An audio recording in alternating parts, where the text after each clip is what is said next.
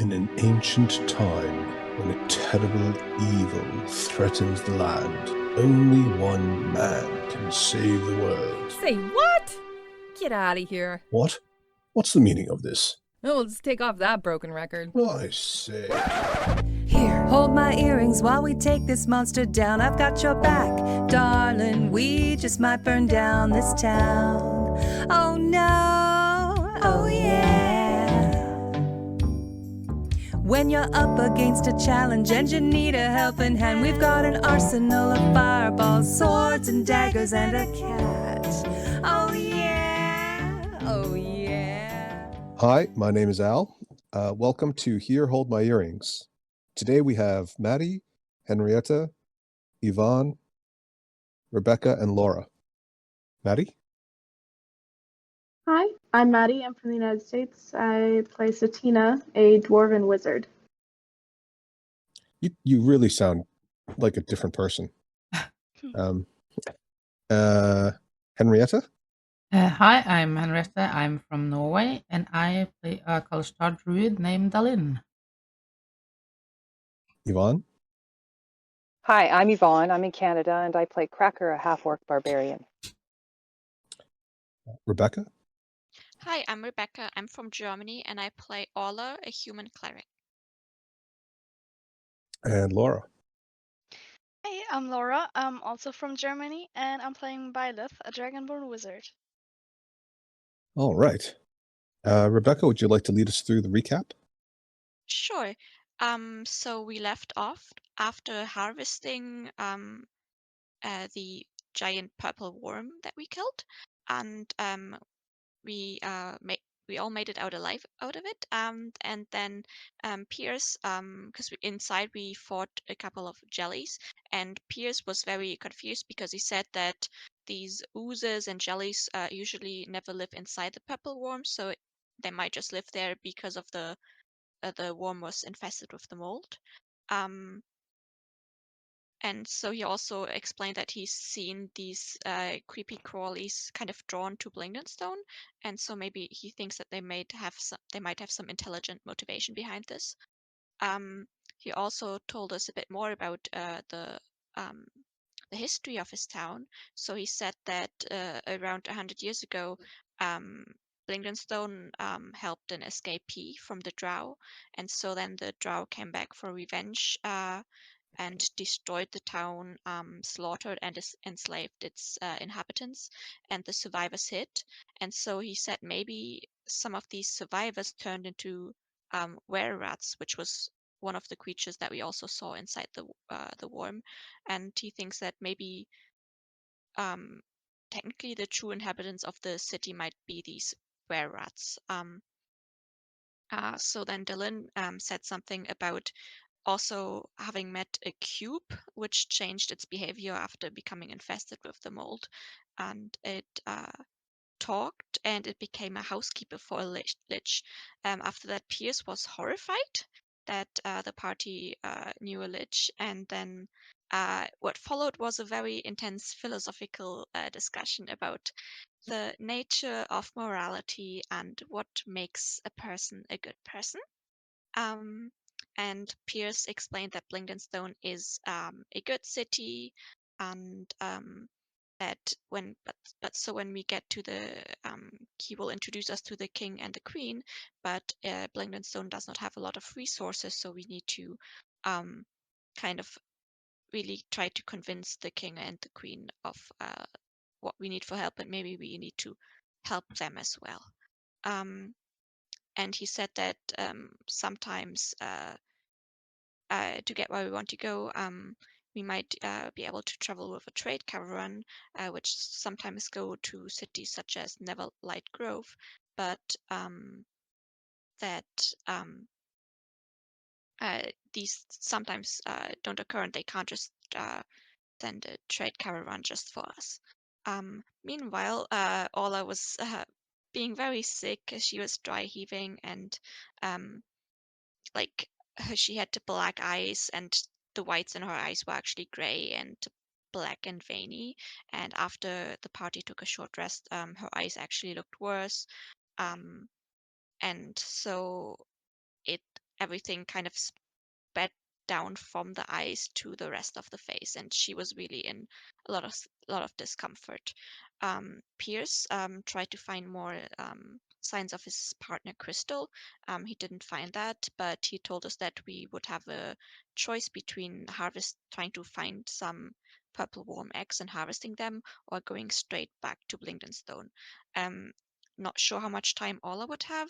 Dallin and Satina checked her over, and they found that maybe this wasn't really a disease, but something more magical in origin. And I think they speculated that this might be because the mold was inside another organism, so the worm. And they thought that maybe casting dispel magic might be the solution to the problem. So then Orla tried to cast detect magic, and suddenly her voice got a lot fainter, and now she had to shout to be heard. And after she finished detect magic, actually the blackness got even darker, and she found out that this kind of spell maybe was necromancy in origin. And so Sponge told her that she was infected with the mold and was rotting from the inside. So after hearing that, the party decided that it was really time to get to Blingdenstone. So they started their journey, walking down a tunnel that was kind of heading down. They came across a fissure, so it was kind of like a large 20-foot gap, which we needed to cross. So Satina had no problem crossing this, casting Misty Step and also carrying Dylan as a small animal. Pierce also had no problem getting across. But then we needed to get the rest of us across. So we anchored a rope at each end, and when Byleth made it across, kind of riding down actually Orla's crossbow, kind of like a how do you call these things that you ride down like in the mountains? Gondola? Yeah, like something like that. But Byleth let out some like loud wee, and which actually attracted like this huge bird-like creature, which clawed at Byleth and bit her. So the party then was ready to actually deal with this thing, and so previously Orla had been giving this weird metal thing that had actually which Dallin had shot herself in the face with, and Orla, realizing it was a weapon, tried to kind of shoot at this creature, and so she did shot it, apparently creating a lot of damage, but now this weapon does not work anymore, and Dylan is quite cross about that. So we all got across fine without dying, and after hours finding ourselves at on a rope bridge with a door at the end, and we got into like a large area of worked stone, and at a bend of it there was a stone door carved into it, and after Pierce called out, the door opened, and Pierce gave the guards stationed there all of our names, and Pierce told us that we can refresh ourselves at a tavern. So Blingden's Dome is actually sort of like made out like a complex maze with defensive corridors, and it's heavily booby-trapped, and the settlement is actually built into this natural cavern.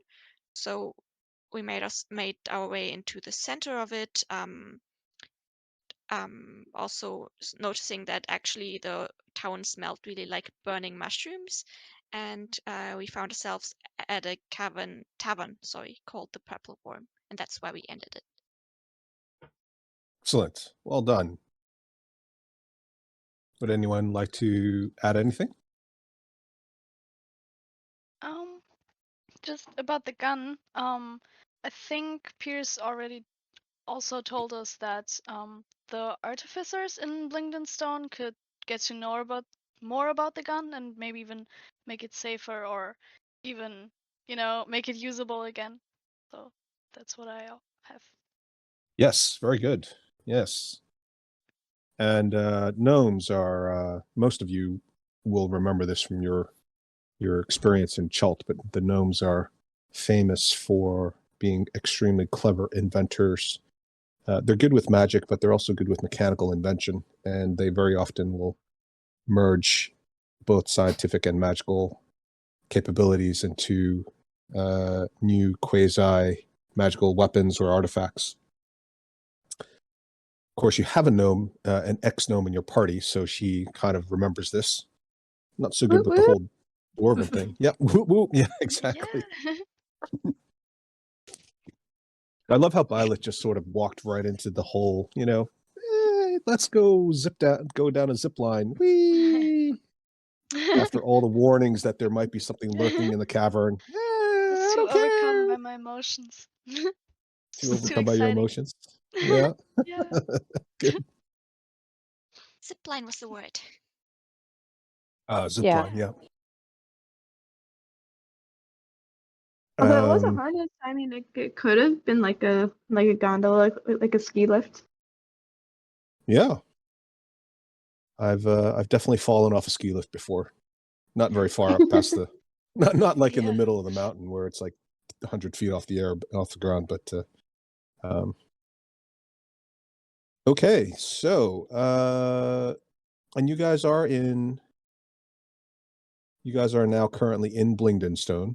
You've managed to walk for what seemed like over a day and a half in a nearly straight line. Pierce has dropped you off in town, and you found your way over to the tavern. There are two taverns, but one of them is called the Purple Worm, and that's the one that everybody uses when they're dealing with the outsiders, because it's actually pretty hard to fit in a typical Sverfneblin tavern for most of you. It's made for small sized creatures, so it's extremely uncomfortable. But the Purple Worm is made for visitors. What do you guys want to do?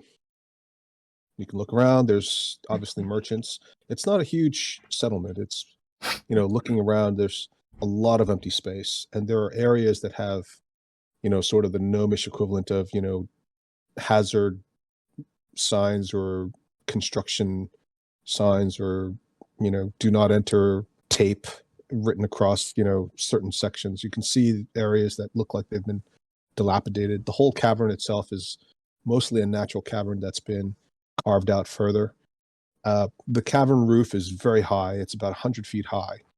And aside from just the floor level, which has been somewhat evened out, although there are steps and occasional elevations up and down, there are also, for those of you with dark vision, visible as you skirt around the outside edges of the cavern, a number of staircases that are carved into the sides of the cavern, as well as stalactites descending from the ceiling that have rope bridges or platforms that seem to elevate magically from the ground floor you're on up to the top of the stalactites, that allow people, the gnomes primarily, access to the upper layers of the cavern. And you can see doors, large, some of them are small doors the size of Sverfneblins, some of them are much larger doors. Maybe they're meant for medium or even larger creatures, or they could just be very large doors for warehousing purposes. But they are designed clearly to be entrances to either rooms or additional sections of the city that are actually carved into the walls. So although you're in primarily a central area, and the central area is, generally speaking, a large cavern, open cavern, there are lots of additional structures and rooms that are not just, little houses built of stone, but they're actually carved into the actual earth and rock around you. So the city extends potentially beyond the size of the cavern itself. Well, I think the first thing is to get Orla some help. Yeah. Yeah, we can fix me and also fix the weapon.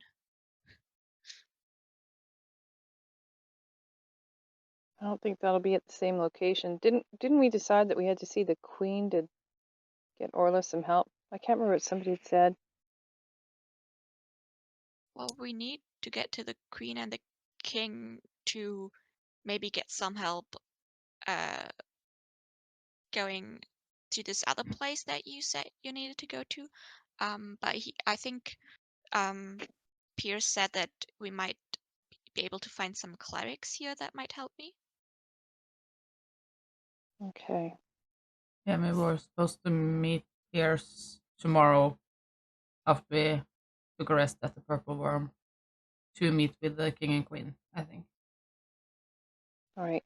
But I can try to cure you tomorrow. We found out that I can try my dispel magic, but I can't do that today.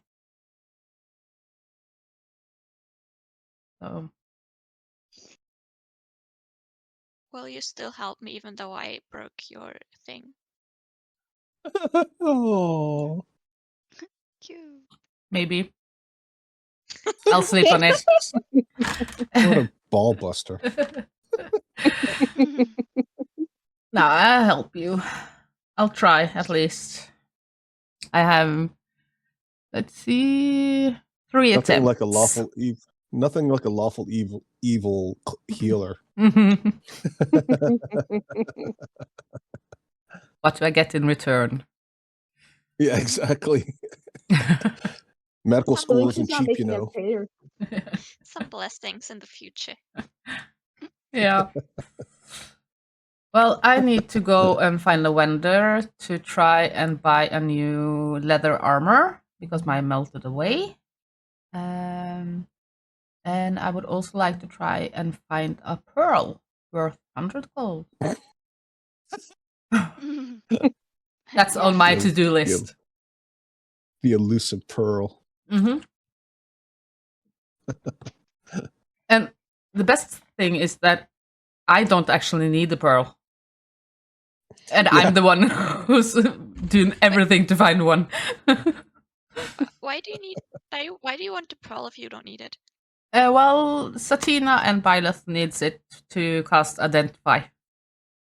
Okay. Oh, that's a big fact. Yeah. Yeah, that's why I want the pearl. I thought you needed it for something else. I didn't realize you needed it for Identify. Well, it's for Identify. Because I'm really bad about reading spell descriptions.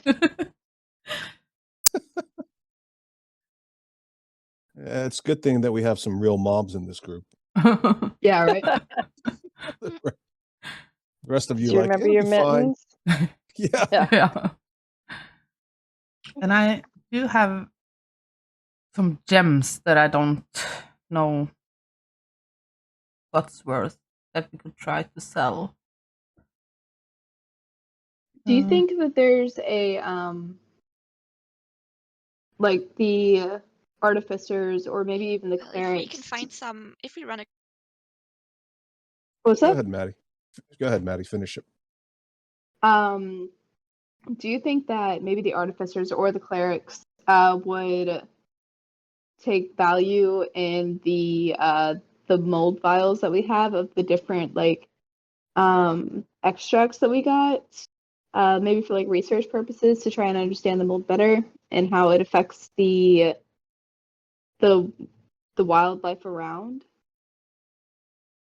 Maybe it would help their defenses and whatnot. Yeah, maybe. Understanding the differences. Might be good to try and find maybe an alchemist or something. Aren't they good with those things? Alchemist was the word I was looking for. I was like dancing around it, like with like science and then like magic, and then the middle is alchemy. Yeah. We can do that. So I'd like to do that at some point because like, you know, since we made that deal, I kind of moved away from the good and I want to get back to the good. My little gnomish heart just wants to be good. And I want to help people. Yeah, I Okay. can torn. Go ahead. Want to help people, but also help myself. I think you are in the correct alignment.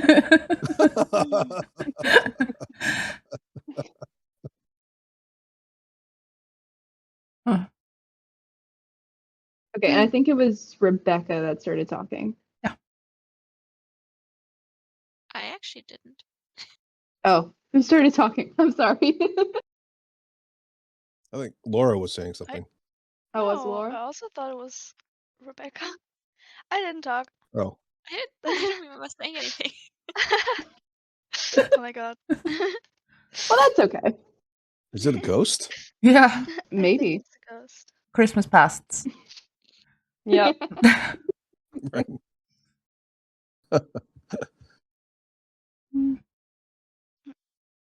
When did we arrive? Well, it's not easy to say if it's daytime or nighttime, but kind of, It's all dark. yeah. How long had we been awake and traveling? Are we exhausted? Do we need to go to sleep right away, or do we kind of are the shops open? Yes. So the city is, or the settlement, I should say, is active. Okay. There are sounds of mining operations and smelting going on the whole time that you're there. And aside from that, there's cooking, cleaning, all the daily chores associated with just surviving. There are folks that are coming in and out. Apparently, even while you're standing there, there's a small caravan of people coming in. Most of them are some Sverfneblin riding these very large lizards, and you notice that they come in together. So they're not just one lizard following another lizard. They actually have a couple of lizards walking head to tail, but then there's another lizard usually patrolling along the side of the corridor by actually running along the walls. And the Sverfneblin are mounted on it, kind of leaning upwards, like you might do if you're on a sailboat and you're at a real tilt. It's hard to tell if this place ever shuts down because you've only been here for a short period of time. But you kind of get the impression that perhaps it doesn't really ever stop activity. It's a city that never sleeps. Yeah. I wanted to. Yeah, it's not quite New York, but it's it's very, very small for New York. It's more like a 7-Eleven. Oh, nice. I'm so mad they stopped the one that's like right by my house from being 24-hour. I'm so mad. Oh, really? Mm-hmm. Don't they have to Bummer. change their name then? No, because 7-Eleven, that was like they're open from 7 to 11, I think was the gist. Oh, is that what it was? I think Yeah. so. Okay. Right. Sorry, continue. Yeah, thank you for that very useful bit of campaign knowledge. You're welcome.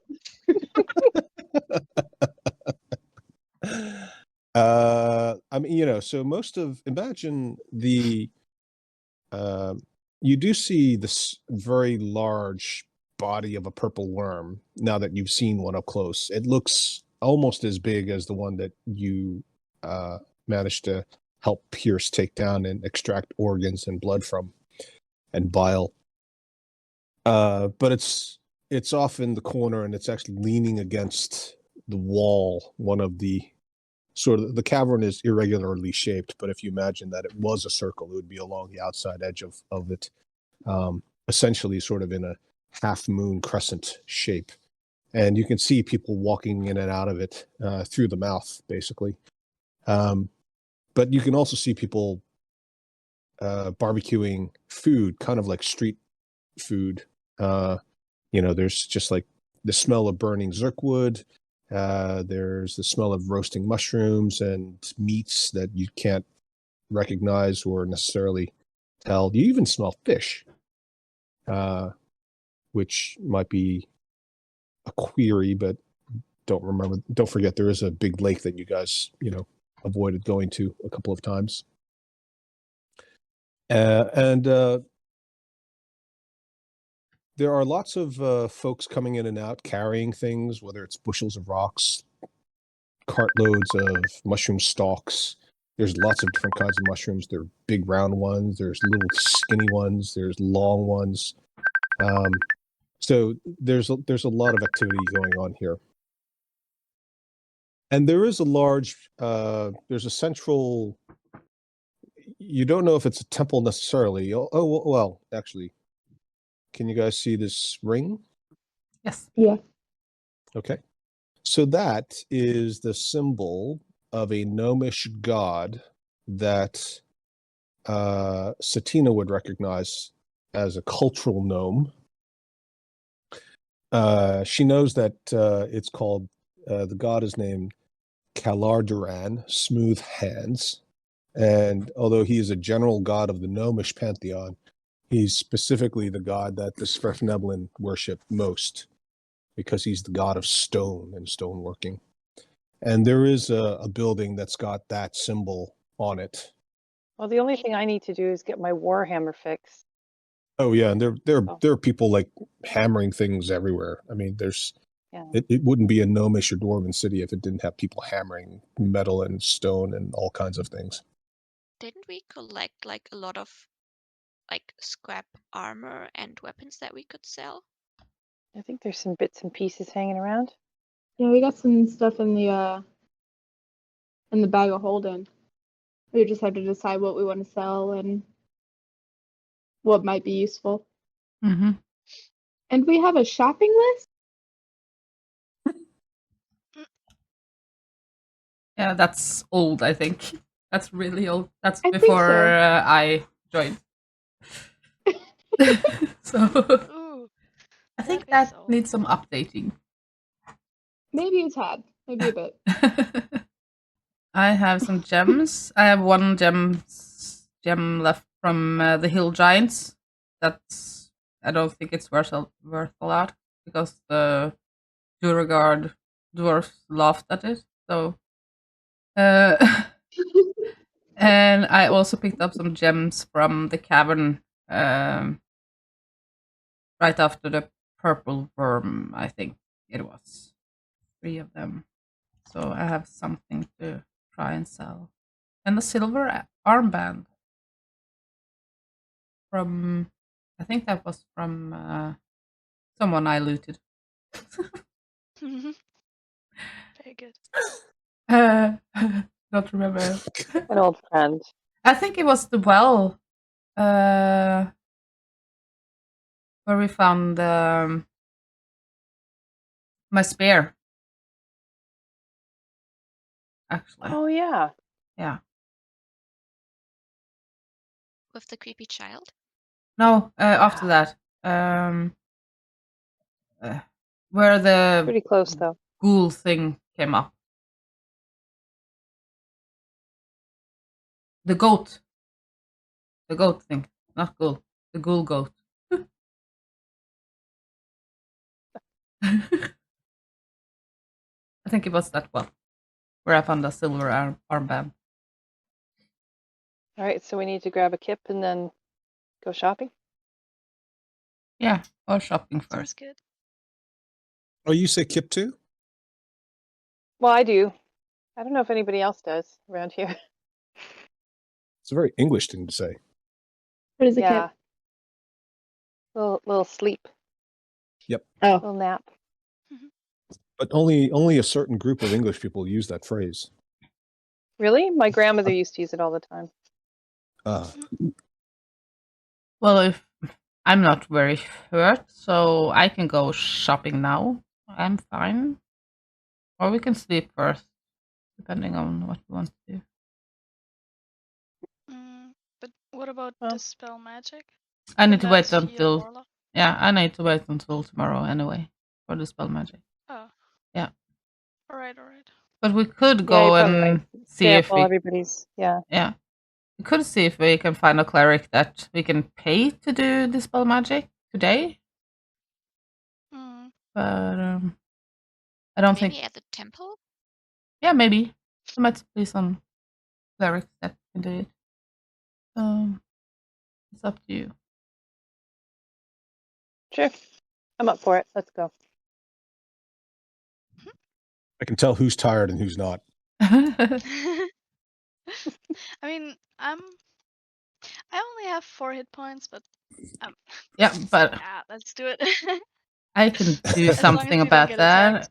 I don't think we're gonna get Yeah. attacked here, but We'll as long protect as you. And I say as I'm retching. Oh no, Orla! You don't have to. so you get 13 hit points. I cast a healing word on you. So That's there you go. Wow. nice. Thanks a lot. Now I'm full HP. It's like I just drank a coffee. Yeah. Who up for a fight? Now you can go shopping. Yeah.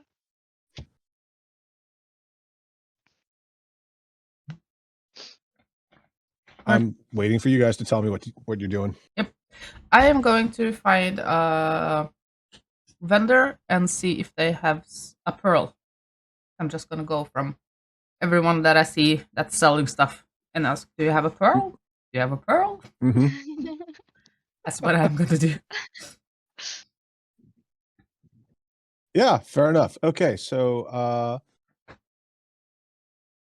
I guess that's some combination of random luck and or perception. So rather than roll luck, why don't you roll perception? See how long it takes you. Okay. The higher the roll, the faster you find the right person. Oh, there 20. you go. The first person you go up to, Hello. he's he looks to be kind of a combination of a miner and somebody who's holding something Oh. that's kind of glowing. I thought of a minor as an underage child. Oh, yeah. Same. I just what? Okay, that's also something. Well, he to could me. be. Yeah, He could just be extremely well developed for a 13-year-old. yeah, and that's the Um, image that pops up. And I was thinking about a child. Okay, maybe not. Fair enough.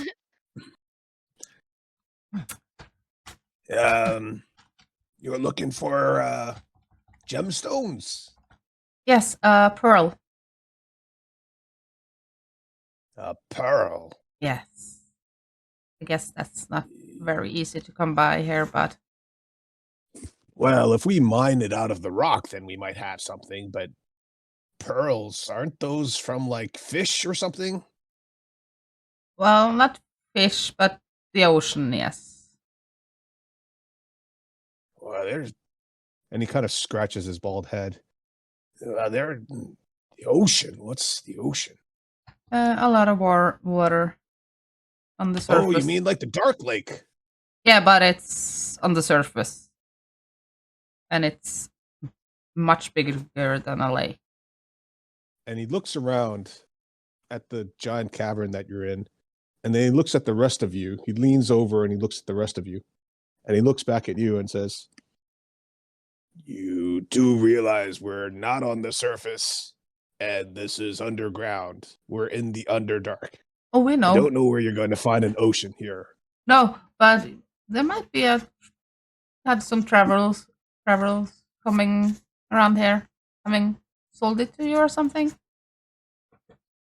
Oh, well, if you want to go trade with somebody from the surface, you could try trading with the Zentrum over in Mantle Dareth. That's a trading community, and it's got drow and Duergar and dwarves and gnomes and humans from the surface, mostly the Zentrum, and I think I even once saw one of your kind, and he points at Byleth. Oh.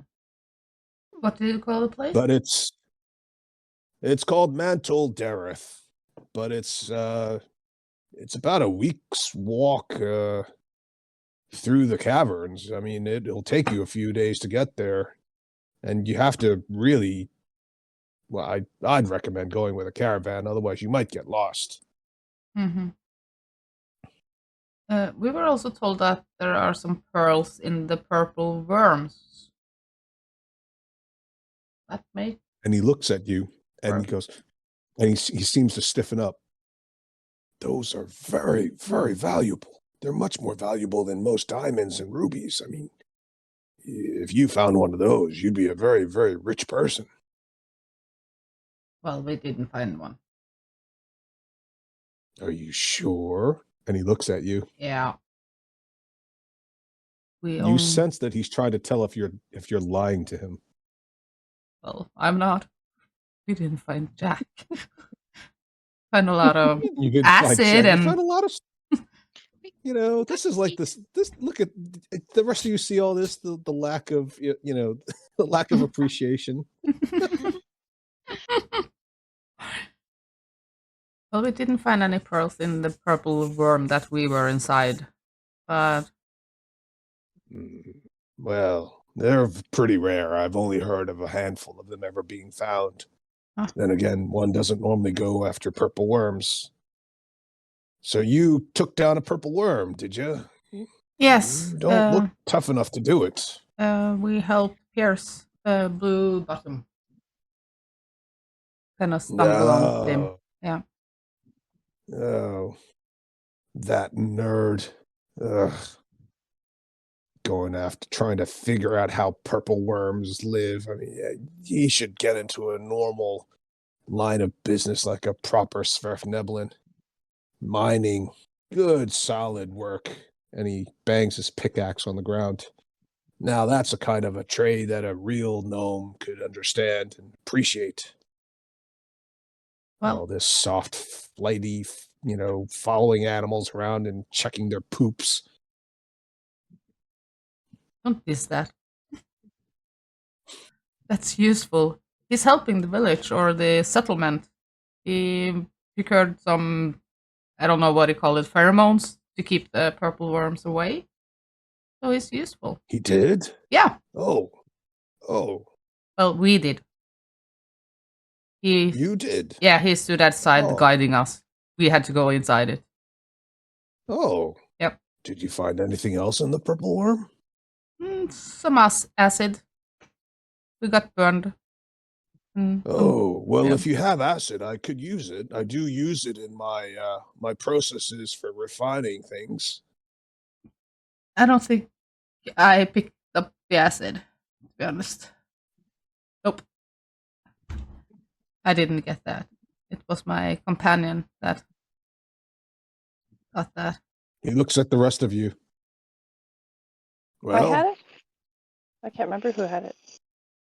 I think it that was. probably means it's you. Yeah. Oh. I look around. Cracker scratches her head. Oh, not the hair gel, but the acid. Yeah. Right. Okay. I got some hair gel too, if you want. I mean, look at my hair. Right. Does Cracker So, style her hair in a particular style, like a really funky? oh, it's straight up, Straight straight up? along Okay. the top there. All right. Yeah, got a great Mohawk style going or on. just or Little troll, bit of troll a dolls? kind of like faux hawk, maybe more troll doll. Yeah, that's probably Right. closer to it. Troll doll. Oh my god, so racist. Taking you back. What? Oh my god. Calling an orc a troll. Oh. That is not what I meant. Trying to get me canceled. Okay. Okay, well, how much do you want to pay for this acid? Like you said, it's pretty valuable stuff. I mean, only comes from one place.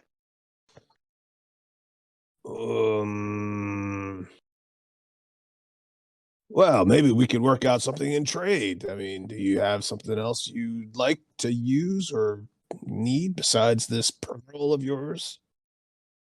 Well, I need this Warhammer fixed. Oh. Well, I don't fix Warhammers, but I happen to know a guy who does. He's my cousin. He can give you a good deal. Just Or mention my you know. name. fix it and trade.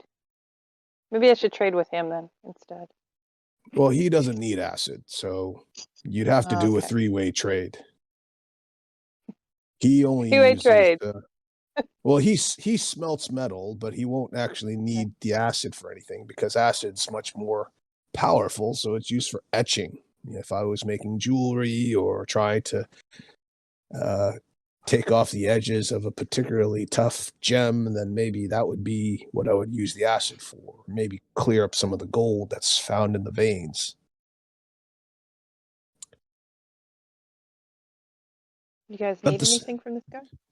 The acid's useful. You could definitely trade that with somebody else. They just won't give you such a good price. I mean, if you trade it with me, well, I'll tell you what. Why don't you let me deal with that? You give me the acid, and I'll take whatever it is you need fixed, and I'll go sort it out, and you guys can come back tomorrow. That'll Yeah, save right. you time. Because you might get lost walking around down here, seeing as how you kind of think the ocean might be nearby. Mhm. That's funny. Well, what do you say, ladies? Do you have like sticks with gems in them? Sticks with gems in them. What do you Yeah. mean by a stick? What's a stick? I would assume it's made out of wood, but you don't use that here, do you? Wood? Wood's very valuable. It's very hard to find wood down here. We have to trade with the surface for wood. We can give you something made out of mushroom stalks. That's pretty good. I don't know if it'll work or not. What do you need it for? Talking to my god?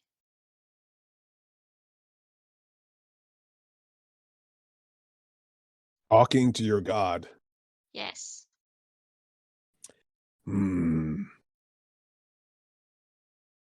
Well, I don't know much about religion, but if you go over to the temple of Smooth Hands over there, you can speak to the priest and see if they can help you. I think you're going to struggle to find these sticks and pearls, though. It's not. Seems like you guys are in the wrong place, to be honest with you. No offense. Well, that kind of is what we do. We are always in the wrong place at the wrong time. To be honest. Burning down the wrong town. Yep. Are there any like magic users in town? Oh yes. Well, we've got the Stoneheart Enclave, and they run the quarry, but they're also the folks who, aside from being some pretty snazzy wizards, I hear, they also do a lot of trade in spell gems, which are pretty useful. Maybe they have a pearl.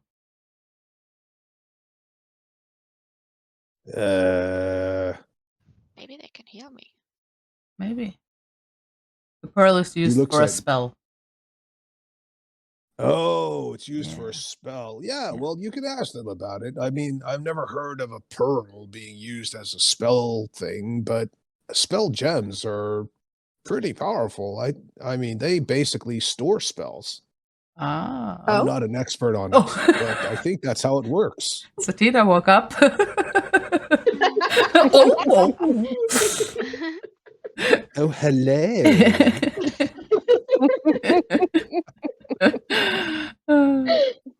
You know what? I think this sounds like a great idea. Oh, I sorry. think we should try this place. Well, the Stoneheart Enclave, as I said, is over by the quarry.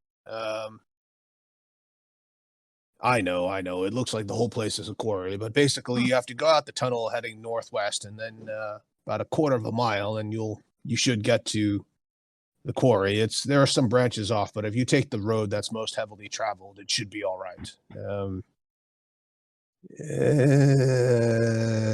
Yeah, there haven't been any real notices of potential marauders lately. But if you leave the settlement, obviously you need to be on your toes. How long does it Yeah. take to go there? Oh, for me, probably maybe less than an hour, but for you, maybe less if you don't get lost. Mhm. You look like you've got pretty long legs up there, so Yeah. you should be fine. Okay. Do you ever get dizzy standing that high up all the time? Sometimes. Yeah, must be terrible.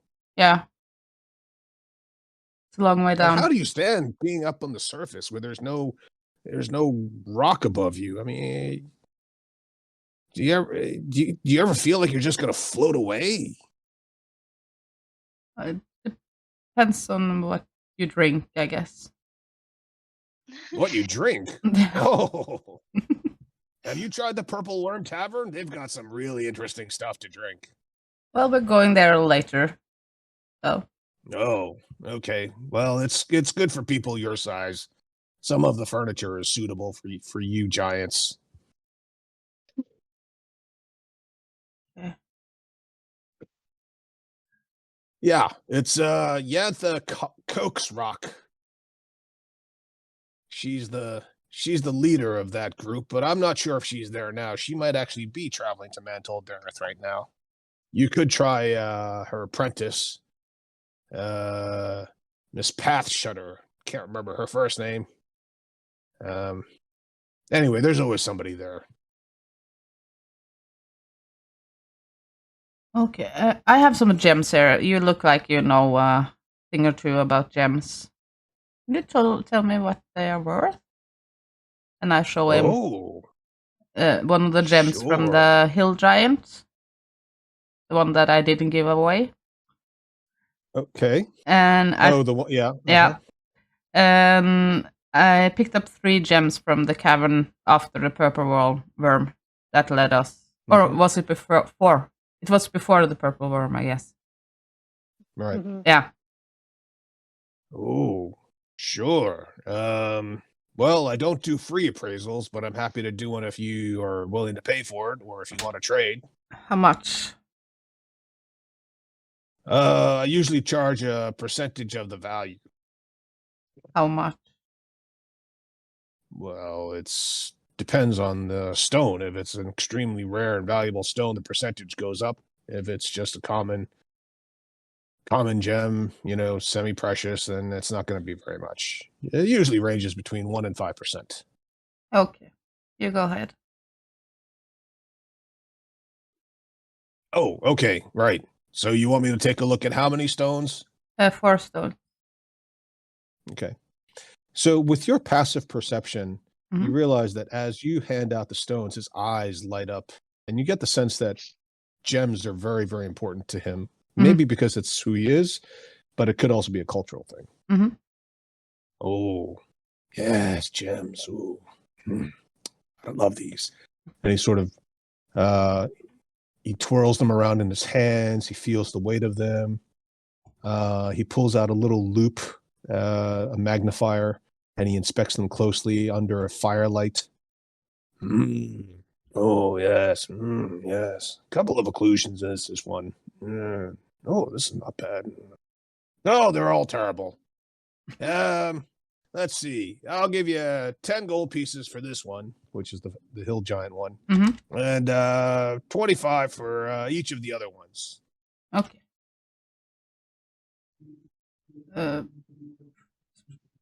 So 85 altogether. Sure. Yeah, we don't need them. You can have them for 85. Do I feel like he's cheating me? Go Before. ahead and roll insight. And tell me what you're doing. Well, kind of looking at how excited he is. Kind of when he looks at it, like you said, with my passive perception, I could see that he kind of lighted up when he saw the gems. Do I feel like he's especially excited when looking at one of them or 2 of them? Yeah, he's sort of hopping around on his feet back and forth. Before, you seemed a little bit sort of bored, like, and also a bit rude about the whole, you obviously don't know where you are, and suddenly you show up with gems, and he's got, you've got his full attention. Okay. I'm gonna roll insight and just see if or only 12, so I guess I don't know. Kind of been screwed. Well, there. you get the sense that you definitely get the sense that this guy is he's a merchant, right? His job is to try to maximize his profit. For sure, he's not giving you the best price, but whether or not you'd get a better price or how much he's undercutting you, it's hard to tell.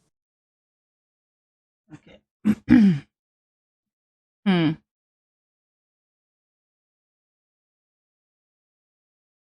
85. I think I'm gonna hold on to them and see if I can find someone who can get me a better deal. Oh, well, look, okay, fine. If we do the deal with the acid, how many vials of acid have you got? Can I see them? Wrecker? Yeah, okay. So I can't remember how many 2. vials of acid we got. I thought it was, it's just 2? I Okay. think so. I was going to say 3. Okay, so I pull out the 2 vials of acid. Man, Steph's Barbarian doing in real life. 2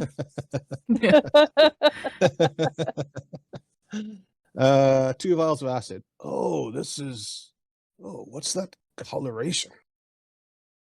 And he's looking at it. Oh. Is it black? So, you see that? And he shakes the vial in front of you. And as he does so, you can see a swirl of sort of black. It's almost like it moves in the liquid, but it almost looks like it's some mucus membrane, and it's black. And you got this from a fresh purple worm kill, you say? Yep. Not even a day old. Not even a day old. I've dealt with purple worm acid before, and it's usually a brighter color, and it doesn't have this kind of whatever this is floating around in it. It's a special worm. I'll assume it's not 100% pure. Do you mind if I test it a little bit? Sure. A little bit. Just go easy, man. Okay.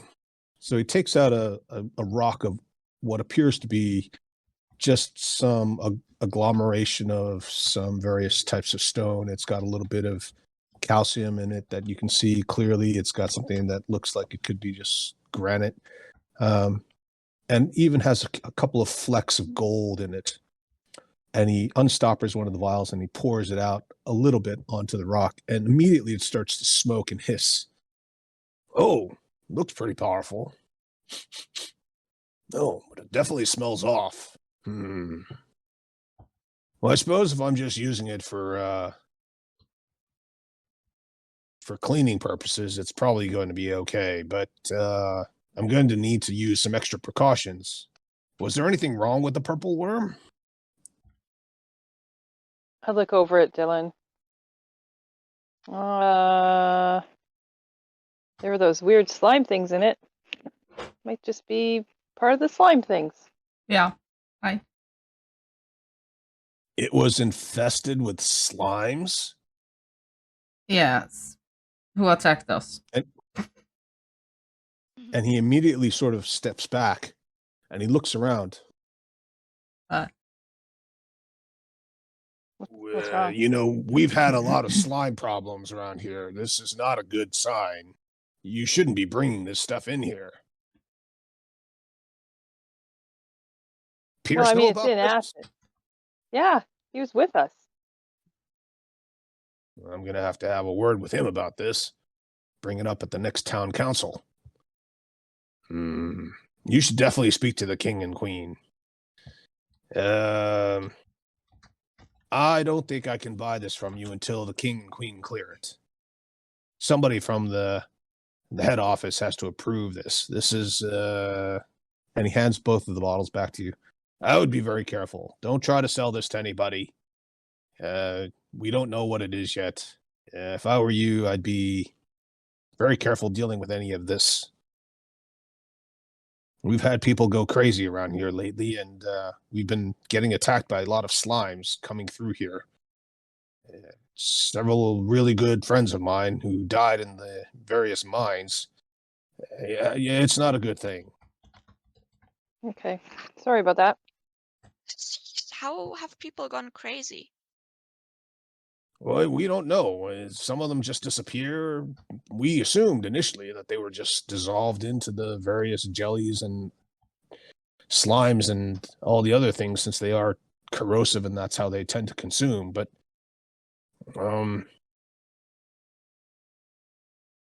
so are we doing this deal with the gems? If you, I can fill you in a bit more once we get this deal done. Yeah, how much? Sorry, how much? Well, as I said, 30, 25 for each of the three, and 10 for the other one. Like I said, I think I'm gonna try and see if I can get a better deal somewhere else. Okay, fair enough. Well, let's see. We'll call that 105. So if you can pay me 3 gold for the assessment, we'll call it even. Sure. I'm not gonna argue. 3 gold. Here we are. Oh, thanks. And he bites it. Yep, that's real gold. Yes, Ooh, it is. Interesting looking emblem.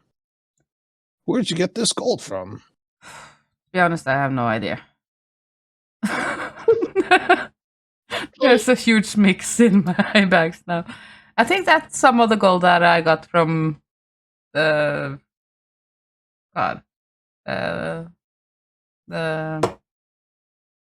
slime dude, the cube. What's his name? You got this from a slime? No, wonder not it's from a tingling. slime, a cube. He burped it up. Nice. Thanks for telling me before I put it in my mouth. No, you're welcome. It was very nice. It's a bit spicy. Yeah. It was cool. It was nice. Well, if he's giving you gold, then I'm sure he must be. Yeah, well, we saved him, so he just paid us for saving him.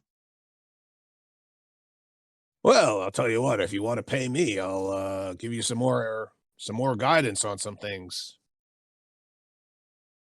What do you mean? What thing? What? Well, you had some more questions, didn't you?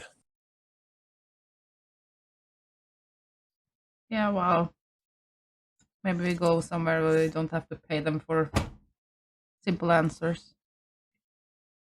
Well, pay simple answers from simple people. That's what my mother always used to say.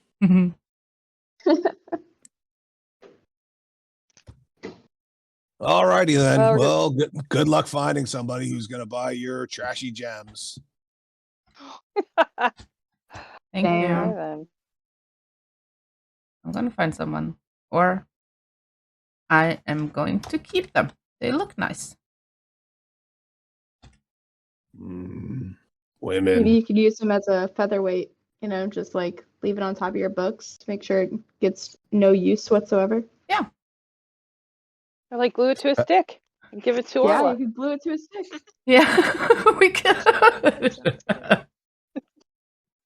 You're probably about as likely to find a stick from a branch from a tree as you are from a pearl. Well, does a quarterstaff count as a stick? There you Sure, go. a really big stick. Yeah, if you whittle it down, sure. Whittle down a whole quarterstaff down to one little stick. Yeah. No, it just might have a clearer conversation because it's bigger. Yeah. At a reception. Yeah. Spoken like a true strength-based character. Bigger is better. Better. What kind of stick do you need, Orla? I guess I don't necessarily need sticks, but I just need some like tokens to speak to my god. What kind of Could token? be, could you like, use a some mushroom? cards. I mean, I've never done this before, but I know cards could work, or dragon bones. Oh, Dragon Mhm. bones. I'm sorry we I didn't find that didn't. here. Well, we didn't keep any other dragon bones from the last dragons we killed. I'm sorry. If we knew, we would have. That's No, we did not. that's fine. I'll ask around in the temples. Maybe some other clerics have some. Do you have some dragon teeth, though? Yeah, I would work. think I have Wait, no oh, by the idea. way, I have 3 dragon teeth in my necklace. Let's see. Yes, 3 dragon teeth in necklace. So I have some dragon teeth.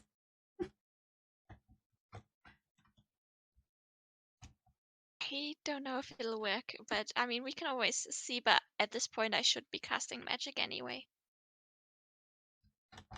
Yeah, we can go and talk to the temple guys.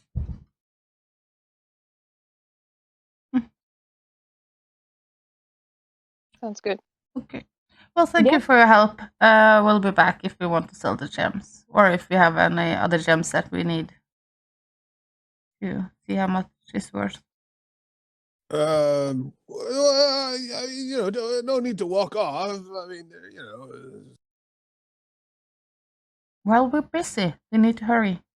Need to save the world. all right. I'll pay you 95 for all 4 of them. why not just make it an even 100? Yeah. What? I've What? got to eat too. 95 is an odd number. Mushrooms don't. Mushrooms don't just grow all over the place. He says that. Satina And looks around. they're literally mushrooms everywhere. Yeah. There's like a mushroom growing next to his foot. Satina's gonna walk away. Yeah. So he goes No! sit down. Oh, fine, 100. Yeah. Mhm. Yeah. Okay, I'm gonna give him for 100. I'm gonna give him the gems. My precious. And he pays you out, but he pays you out in first he gives you 20 gold pieces, and then he gives you the rest in copper and silver. And it's like a gigantic bag of coins. Thank you. Appreciate it. Money's money. True. Well, good doing business with you. Come again. Let me know if you see any more gems. Will do. But don't sell that acid, and don't use it until you get clearance. Seriously. Are we gonna talk If with that the king? causes any problems, you're going to be in big trouble. We're not gonna use it.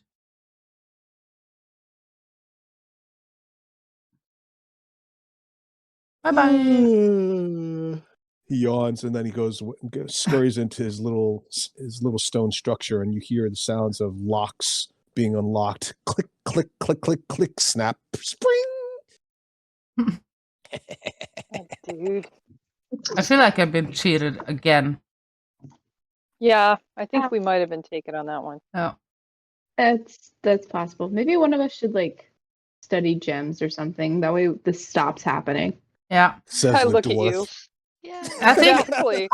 if we ever Come get naturally to your kind. If you want a beer, I can make you a beer. But Oh. Oh yeah. or if you want a picture, I could draw you. But I look, I'm still kind of new to this whole dwarf thing, so if you cut me some slack, please. You can even draw a picture of a beer. I can draw a picture of a beer. Gosh, I just can't do gems, man. is Can I there a can I see bookstore that here? acid, please? Is there what? Is there a bookstore here? Well, you don't see one. I mean, you'd have to walk around town to find something that would be a bookstore. I need to find a Um, book of gems for dummies. And I'm gonna study it every night. Gems for dummies. Yeah. Hopefully, it's not an undercommon. No, you have to sit and translate every night. I'm gonna misunderstand some passages, and I'm just like, Yeah. oh yeah, did you know that coal is actually the most valuable stone that there is? Oh yeah, I heard that too. Can I see that acid, please? I want to look over it and whatnot, and then journal it down. Sure. Yeah, here.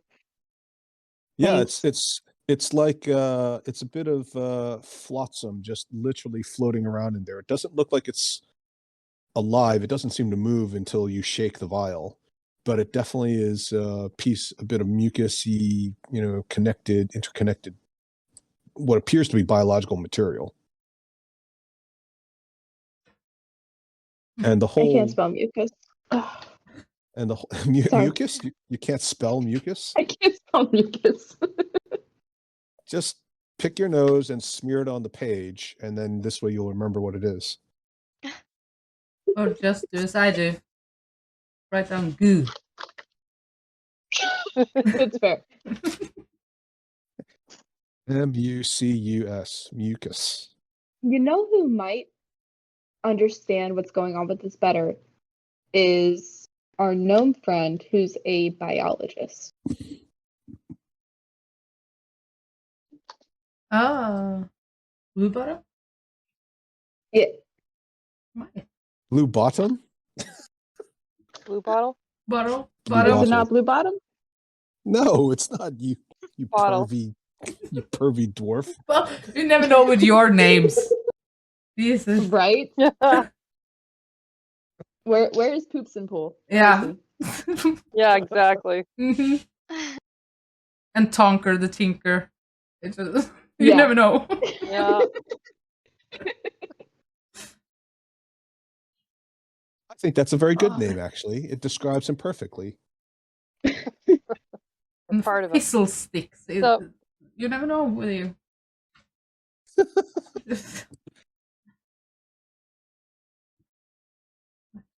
So,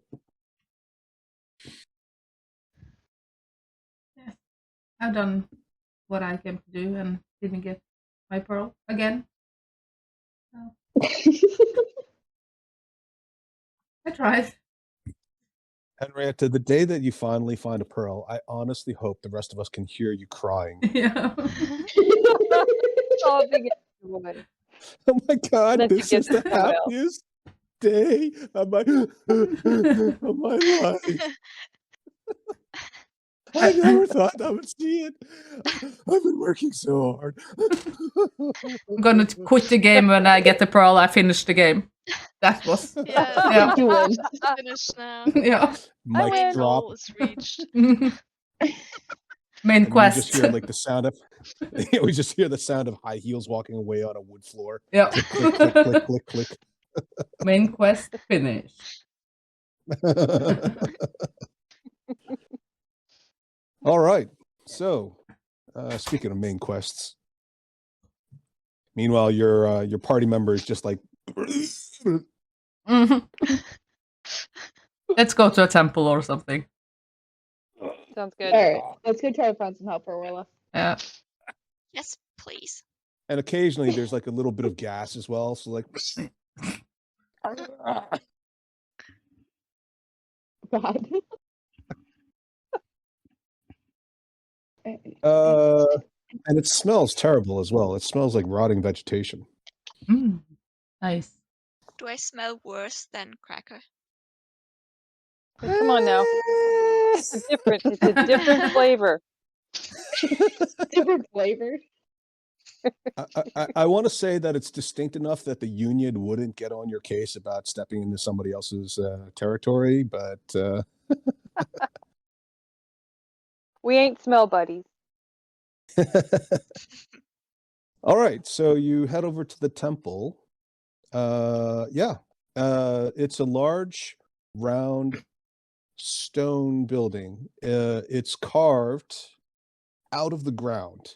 It looks like it used to be a stalagmite, but the top has been sheared off, and the sides have been smoothed so that it's roughly round, and it's slightly sloping, right? Because, you know, if you imagine there was a peak at one point, and there's a door that's a large double door, so it's wide enough for all of you to walk through very comfortably. It's a little bit shorter than maybe Cracker and Byleth would like, but Delin and Orla can get in without having to duck their heads, and Satine obviously doesn't have any problems.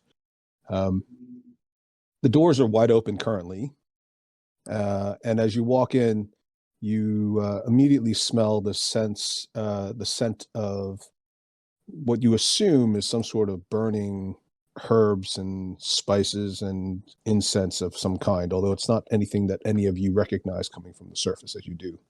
It's not unpleasant. It's got a sweet, cloying smell. It's a little bit, it reminds you, some of you maybe, of baked goods, but it also has a very earthy undertone, almost like a combination of cinnamon and wet soil mixed together. And as you walk through the corridor, it's a short corridor, but it comes into a larger open room, and it's got a large statue in the middle of it. It's an image of what appears to be a gnome with a very, very large nose, much bigger than the surface gnomes that you're used to, much bigger than what Tina's used to as a surface gnome. And he seems to be shaping stone, almost as if he was working on a like a clay pot on one of those revolving stools. And you look around and you see a short, older looking, well, it's hard to tell because you're not really experts, but you see a short, older looking fellow. He comes over, he's got a pick in one hand and the symbol on his chest on a gold chain. And he looks at you and says, "Welcome to the Temple of Kalarduran Smoothhands. I am the High Priest, Gurnik Tapfinger. Who might you be, and what is your business?" Hello. Hi. It's a pleasure. "Oh, pleasure's all mine. We don't get that many surface folks." Yeah, so we've heard. We were traveling, and our friend here got infected, and we wondered if you could help us. "Oh, yes." And he looks at Cracker. "She does smell quite bad. Well, Oh, I no, would not her. Smell of recommend a hard work. bath Not her. and some scrubbing. And I see. The eyes, yes. Oh, were you attacked by a slime?"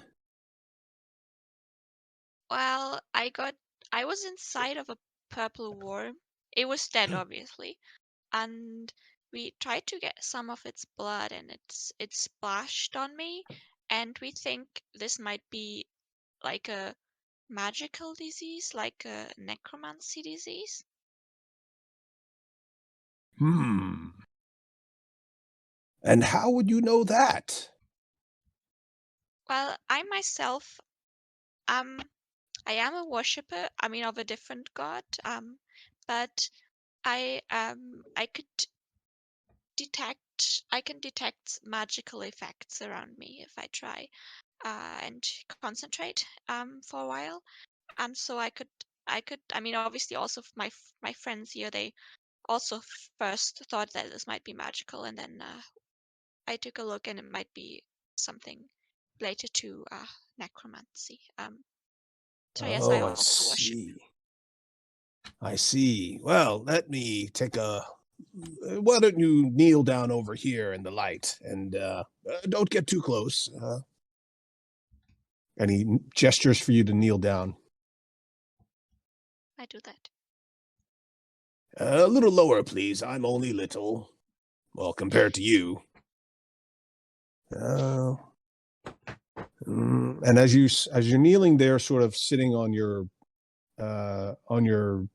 shins, you tilt your head back, and he's sort of holding you by the forehead and the chin, and he's looking down into your eyes. Oh, this looks very bad. Yes, we haven't seen it up close like this. Most of the time, people who are infected like this go mad and run off into the caves. Well, I think we tried removing disease, and it didn't seem to work. But we also couldn't hold on to them for very long.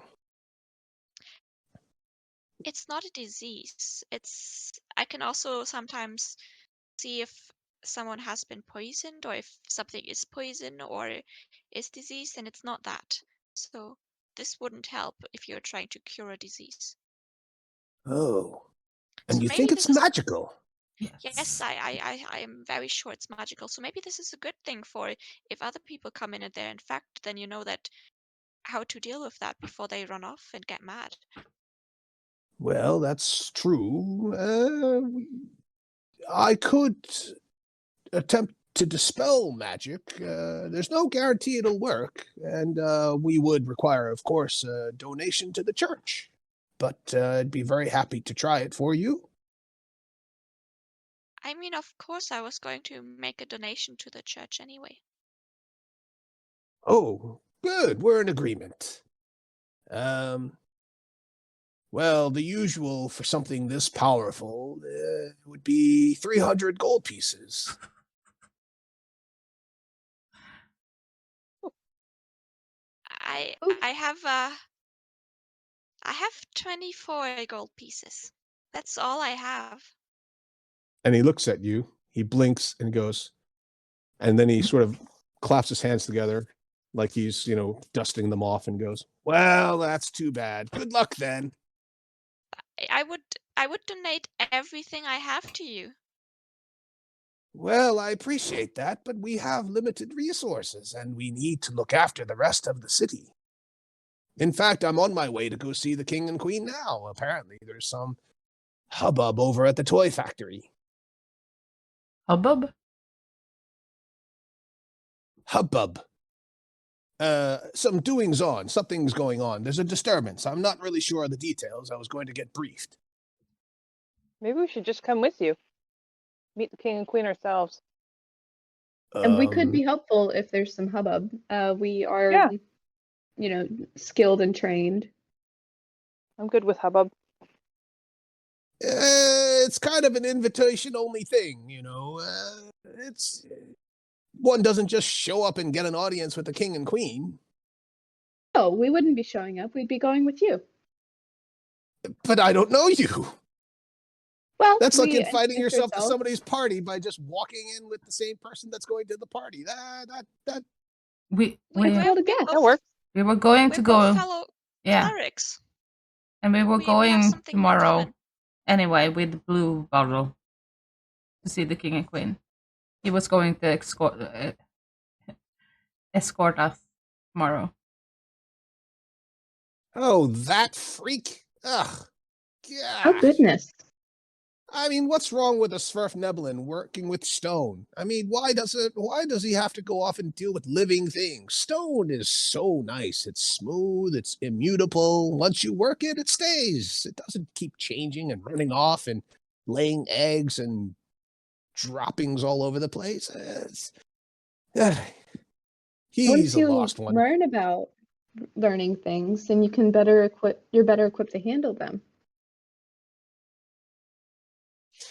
You do realize you're in the temple of the stone god. Yes. So I'll have no more of that filthy language from you, young lady. You are a lady, aren't you? I don't know about doors very well. Yes, sir.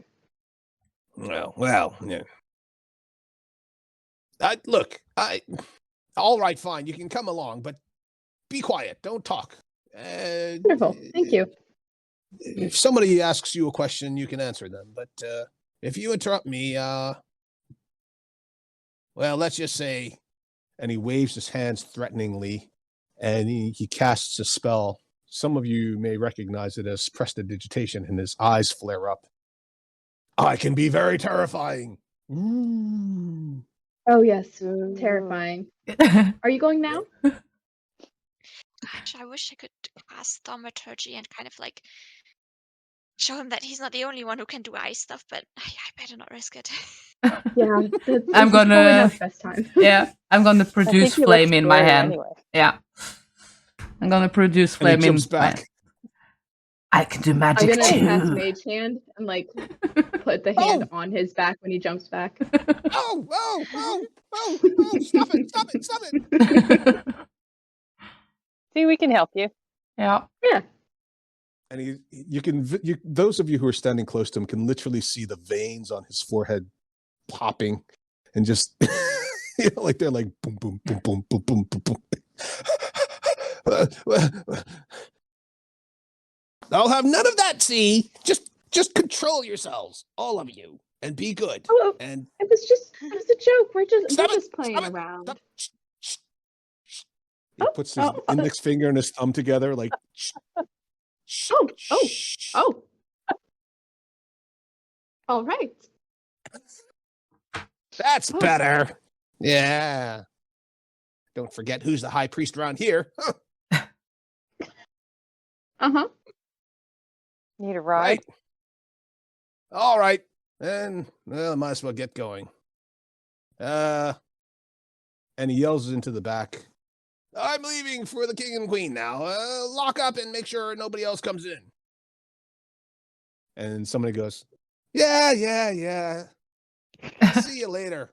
Yeah, it's my wife. She's like that. She likes to. Anyway, let's go. I'm gonna So- turn to Henrietta, or Mhm. Dellen, and be like, the undersurface gnomes are so much different. Yeah. They're kind of full of themselves, to be honest. A little bit, yeah. Yeah. All right. I've been Well, it's witnessing a gnome. Yeah. yeah, they're definitely not like the gnomes you're used to. They're a little bit more. They're a little bit more rude. A little Very bit, yeah. blunt. All right, so it's 10:30. Let's all take a little break. But Okay. let's just keep it 5 minutes, since some of us, have to like, go to sleep and stuff. The 19-year-olds who, can stay up till 4 a.m. I've got to go to sleep. Meanwhile, like the rest of us who are in middle age are like, oh, I'm fine. I can keep going. I'll be fine. Who needs I can sleep? sleep when I'm dead. Yeah, sleep when I'm dead. All right. See you guys in 5 minutes. Yep. See ya. Bye. Yeah. Hi.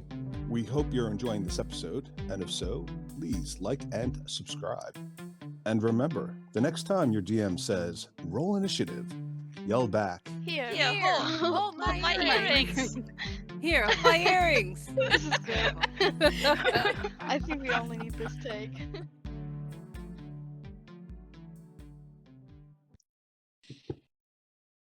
All right. So where were we? Oh yes, the king and queen. So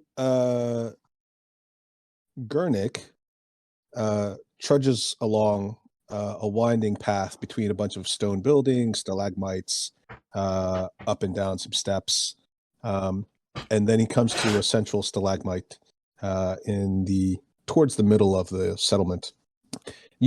For those of you who are a bit taller, you can see that actually the distance between the two locations is not very far, but he had to take what appears to be a winding route, partly because although the settlement itself is stone buildings and carved out stalagmites, some of them are specifically stalagmites that are just naturally occurring. So wherever there's a big one, sometimes you often get other big ones, and they just sort of carve them out, and they're all interconnected, so they form a wall essentially. And then in other cases, they put stone slabs up against existing stalagmites that were carved into actual housing or storefronts or warehousing. And so they saved on how much stone they needed to create what would normally be a 4-walled, ceilinged, rooftop structure. All right. So this is the main hall. Now the king is Dorbo Diggermatic. The queen is Seni Diggermatic. They're both individually elected. We're going to go see them both. I'm not sure exactly who's got responsibility for this. Seni tends to be more of the trade and logistics side of things, and Dorbo tends to deal with the miners and security. So I don't know what the problem is, but we'll go find out. Now, like I said, no talking. Let me do all the talking. And don't go flashing any of your fancy magic either. The guards might not like it if you start casting spells in there. Can I flex? Can I flex my muscles? I mean, if you need that. I've got a good relationship with the king and queen, so you don't need to flex for me. Okay. If you're going to flex on your own time, then, well, I don't know. If it's going to make things smelly. Just nod if you need it, like I'm just here to help. Sure, yeah, okay, no problem. All these troublesome women. Ugh, boy. And he walks in without even paying attention to the fact that he's obviously made a slightly sexist comment. It's not a very fancy place. It actually looks like the office of a mining operation. It's just got a couple of tables, a bunch of big chairs, lots of people sitting around at other tables, a couple of guards, lots of papers on tables. The paper looks unusual. It looks kind of creamy brown colored, and it's obviously been pressed together from other sources. You don't know for sure what it is until you examine it, but it doesn't look like what you would call typical paper or papyrus or anything that you're used to from the surface world. There are apparently lots of shelves, and each of the shelves has a cubby hole. I mean, literally dozens and dozens of these. And each cubby hole has a scroll of some kind, or maybe it's a stone tablet that's got something that's on it. There are clerks running around, and the king and the queen are Gurnik points out the king and the queen, and they're standing over a table. And the king sees Gurnik and waves him over, and then says something to the queen, and he exits. And when he leaves, a few of the guards leave with him, leaving only Seni behind. So, Gurnik, we have a problem. It's at the old toy factory. Who are these? And she waves at the rest of you. Oh, well, I don't know. They're just random people who wandered in. They claim to be able to help, but I've got some skeptical views on it, being as they're women. And Seni looks at him and says, now, Gurnik, we've had this conversation before. Your views are outdated. We still have a division of labor, but that's no need to be sexist about it. And I'll remind you, I was voted in just like everybody else, so watch your tongue, or I'll have you demoted. Oh, fine. Anyway, they'll speak for themselves. Go ahead. And he waves at you all. Are we allowed to speak now? I think so. Might as well. Seni looks at Gurnik and goes, are they simple? Do they not speak Undercommon or Gnomish? Is there something wrong here? Oh, and I'll start speaking in Gnomish. Hello, we don't speak Undercommon. That's, we're not from around here. If you She couldn't says, tell. Really? Look, we don't have time for games. Right. So we are offering our help with whatever you need. We came here with a blue bottle, and we helped him defeat a purple worm. And we were hoping to assist you in something we heard, from our lovely cleric friend here, priest man, and that something was going amiss, and so we wanted to offer our assistance. You can find that will be quite invaluable. And she looks at Gurnik. Gernick, I've told you before, we don't have the resources for these hangers-on of yours. But my queen, I don't really know them. They just wandered in. They wanted some help with some spell because this one over there looks like she's been infected by that black thing that's affecting all those people. And Senny looks at Orla. Oh, yes. You look like you're very, very ill. Gernick, have you dealt with it? Why is she still ill? Well, my queen, they didn't have the money for the donation for the church. Oh, I see. You wanted some free medical attention. Well, we don't do things like that here. Everybody has to pay their way. Well, Would it we really be considered a donation then?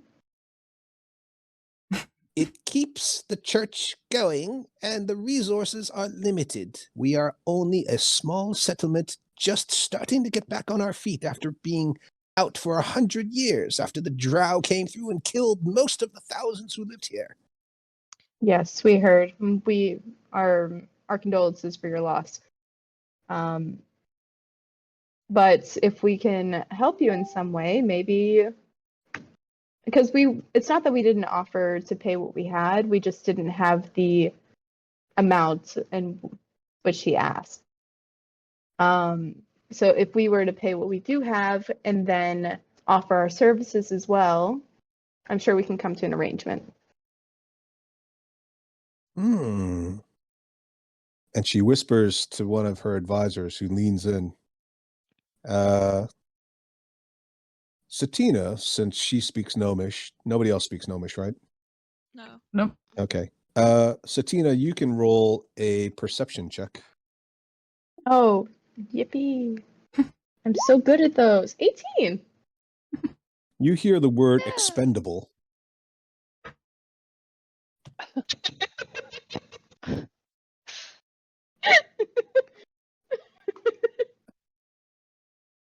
Yes, I think we can come to an agreement. That's fine. We'll even fix you up before you go in. Gernick? Wonderful. But my queen, they haven't given... What if they run off or die? We'll never get... Gernick? Yes, my queen. And he gestures for Orla to lean down again. I do that, slightly scared. And he starts casting a spell, which Delin will recognize as a gnomish version of Dispel Magic. Mm-hmm.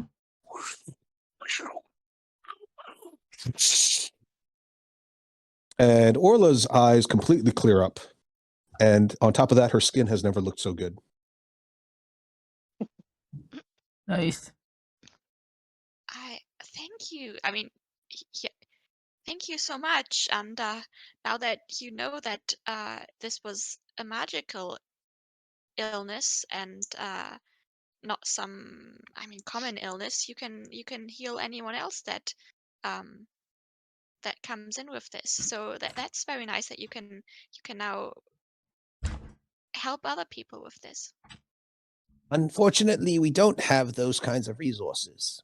Only a few of us can cast magic at that level, and we must also maintain the defenses of the city and also fight off the incursions of jellies and deal with the were-rats and heaven knows what else. But I mean, you could help your own citizens with that because I'm sure some of those will get infected potentially.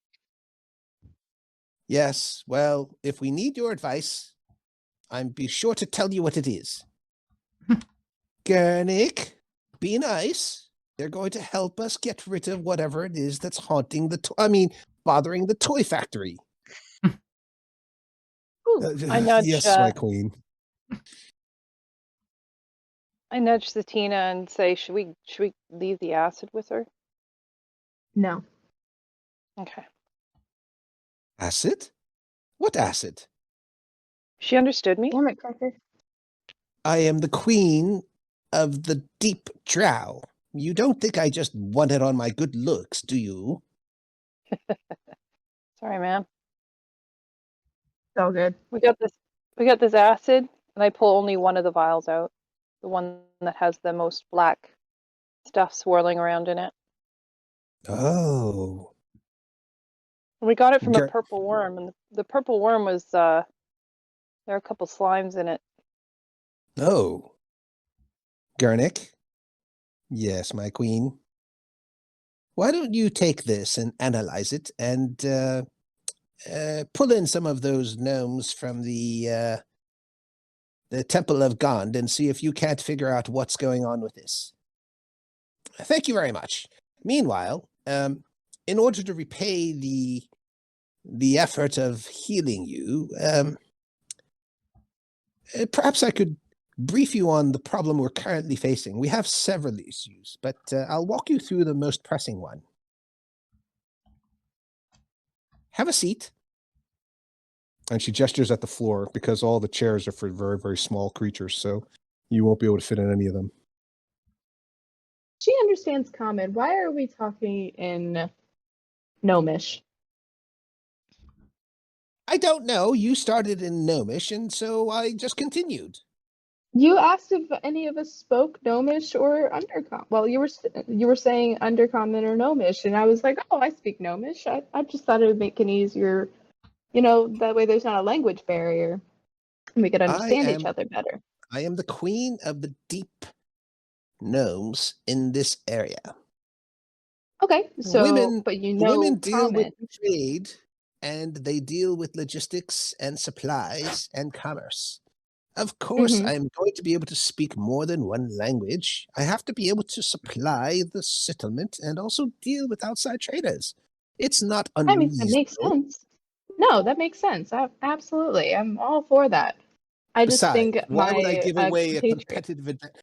Do we want to get on with this adventure or not? Ah, yes. Right. Now, hush up. And she makes the same gesture that Gurnik made with his finger and his thumb. This is You a get the universal sense that gesture? this is like a common thing in this particular settlement. Now, over 100 years ago, this was a thriving city.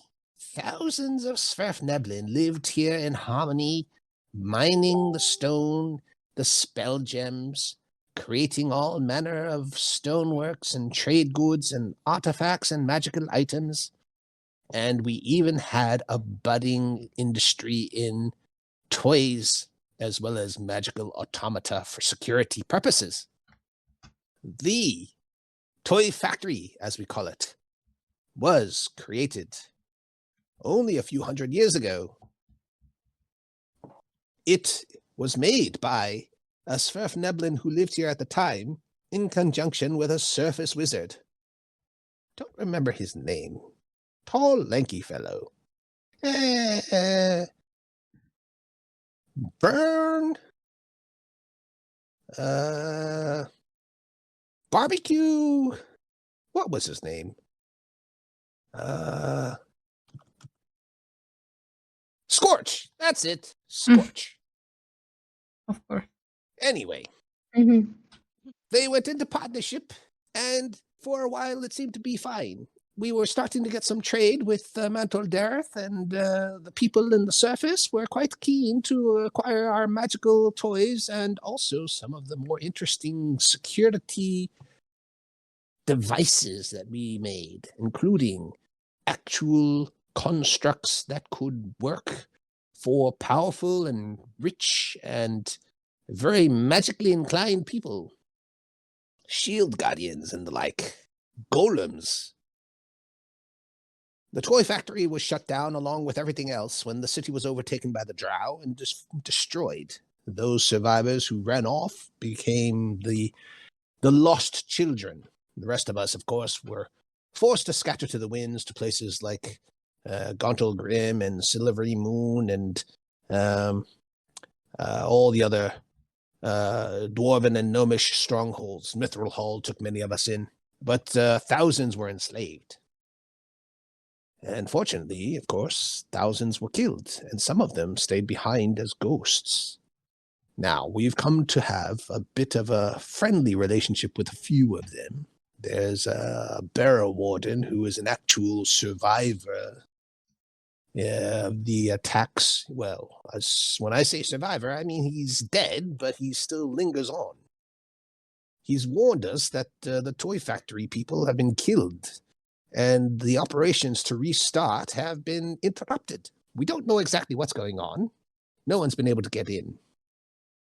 And the Borough Warden is off chasing some were-rats or some such.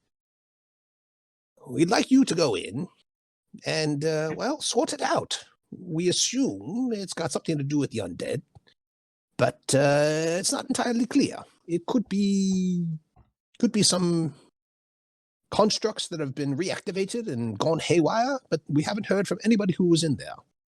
There were only a few people working left. The main shift had ended.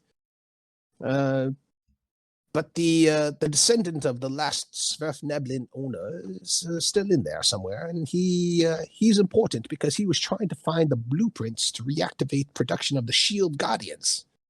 They're very powerful. And as you probably have noticed walking around, we do rely heavily on earth elementals to help protect the city. But if we could build the constructs, we could reduce the need for the magical spells, which is why we cannot just willy-nilly cast Dispel Magic on anybody who gets sick. We need those spell slots and those resources to cast summoning magic to keep the rest of us alive and protected. Now, would you mind terribly just going in and, cleaning things up and see if you can't rescue the fellow, and if you manage to find the actual engineering specifications for the Shield Guardians, that would be terrific. But at a minimum, clean it out so that we can recover and rescue anybody who's left inside and maybe get started on production again. Seems pretty straightforward. When you said no one can get in, do you mean that the door is magically closed, that you can't get in, or do you mean people who get in don't come out? Yes, the latter. Okay. We sent in a scout. One person came out and said something about, they're alive, and then immediately expired. He just died. We assume it was from fright. His hair had gone completely white. She says this with no sense of irony, considering that pretty much everybody you've met has white hair. She said that she was afraid and they were alive and then died, and the next thing we knew, we sent in a scout and he never returned, and after that we decided to seal off the area. It's only just happened a little while ago. It seemed to have gone off with some sort of there was some disturbance not too long ago further down in one of the big tunnels. It was a freshly made worm tunnel, and we sensed some disturbance further down in it. And I don't know, it seems to have kicked off the fair's rest. All right. I would ask Gurnik, but he's not really a fighter, and unfortunately, Yantha Coaxrock is on her way to Mantle Dareth with a trade caravan, and the rest of her apprentices are not very powerful, and we need all the fighters here. Plus, I'm not really sure this is a fighter type of a problem. What type of problem would you say it is? Well, I don't know, do I? But it must be pretty severe if the scout couldn't even get out. It wasn't like he was trying to find a solution by fighting. He was just trying to look in. So something overwhelmed him so quickly that he couldn't escape, and the other one died so quickly that we couldn't get any information. Gurnik said he could cast a spell tomorrow, but he hasn't had a chance to rest and learn that spell. But since you're here, and seeing as how you feel better, besides, we girls can stick together, can't we? Show those boys what. Of course, but can we wait until tomorrow, until we go? I don't think it's a good idea. We don't know what's in there, and that is a loaded factory. We call it the toy factory because it was ironic. It started off as an armaments production site. We don't know what's in there or what's going on. If they've reactivated all the Guardians, they could be running amok, and by morning we could have dozens of dead gnomes. That's bad. Byleth, can I take back the healing, please? Oh, well, Can I please have my spell back? I don't have it anymore. I'm sorry. I swallowed it. Uh, You just like latch onto her forearm with your teeth, just like, give it to me. give it. I want it back. Well, mine. I'm not really prepared for this, but is there Oh, some? whoever is. Yeah, but I'm almost tapped of all my magic. Is there somewhere where we could buy some health potions if we're going in? Garnick? Oh, what is it now? Garnick, let's be kind to our guests. They're willing to sacrifice their lives for Blingdenstone. They're willing to die for us. The least you could do is help them. Oh, all right. If they're going to die, that's fine. But I get to loot their bodies for the church. Fine. That's fine. You don't have any problems with that, do you? You won't need anything once you're dead. True. Fair enough. Yeah. Good. It's settled. What have you got on you, Garnick? Oh. And he pulls open the inside of his robe, and you see attached to the inside of his robe a whole bunch of these little loops, and he's got 4 vials. I always carry these on me just in case. Here you go. And he hands out 4 vials.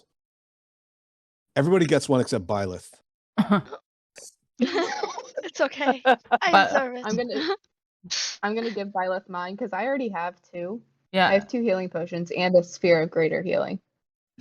Like, your tears. It's like, oh my god, thank you so much. I'm gonna give mine to Orla Okay. because most likely I am going to have to stay in wild shape a lot of the time, and I won't be able to heal as much. Okay. Did you did you do the good berries? Because I can have Salazar fly above us with a good berry. Yeah, I do good berries every evening. Okay, So cool. I Just wanna make always sure. have a level 1 spell slot removed because you would do that every evening. So we always have 2 good berries each. Yeah. Okay, I get you. Then I'll have as we're in there, I'll have Salazar fly, and that way if one of us needs it, he can like shoop drop in there. Mm-hmm. Sounds great. Is it a Mm, ju- normal potion of healing? So 2d4 plus 2? I don't know what this 2d4 plus 2 business is. Well, what kind of healing potion is it? It's the kind that makes you better? Okay, thanks. That's great. Why do they ask these silly questions? I don't know. Are you sure they're all right? They haven't been affected by that blackness. I don't know, my queen. They just wandered into the temple. I don't really know what's going on.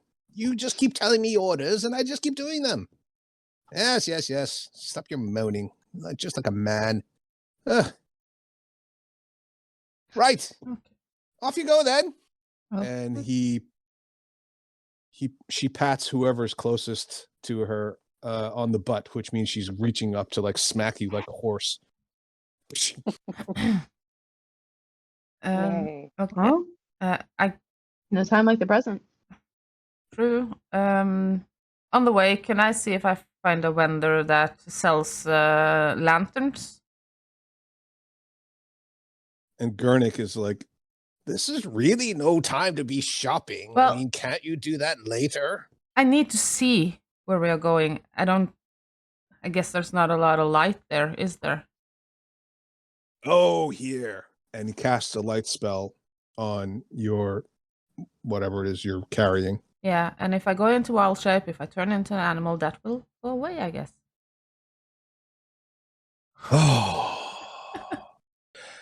And he takes off his amulet that has his holy symbol on it, and he casts light on it. And then he puts it around your neck after you stoop down so that he can do it. Okay, thank you. Well, I assume you can just choose what becomes part of you and what doesn't. Yes. So just wear this around your neck and you'll be able to see. Of course, everything will see you. Yeah, but I need to see as well, so. But like you all said, you're all capable of taking care of things. So good luck. Hopefully. We got this. Yeah. I'm a bit conflicted, honestly, because if you solve it, then of course it fixes our problems. If you don't, well, I heard from somebody else that you have gems. Not And he rubs anymore. his hands together. Oh, Little late to really? that party, bud. Oh, I just assumed you kept the best for yourselves. Nope. All out. Oh, that's a shame. Oh, well, I'm sure I can find something to sell. Probably. You look prosperous. Okay. Hey, Cracker, did you still need to get your axe? I can use my axe. It was my warhammer. Oh, okay. You know, in case we run into those things that I can turn into two things.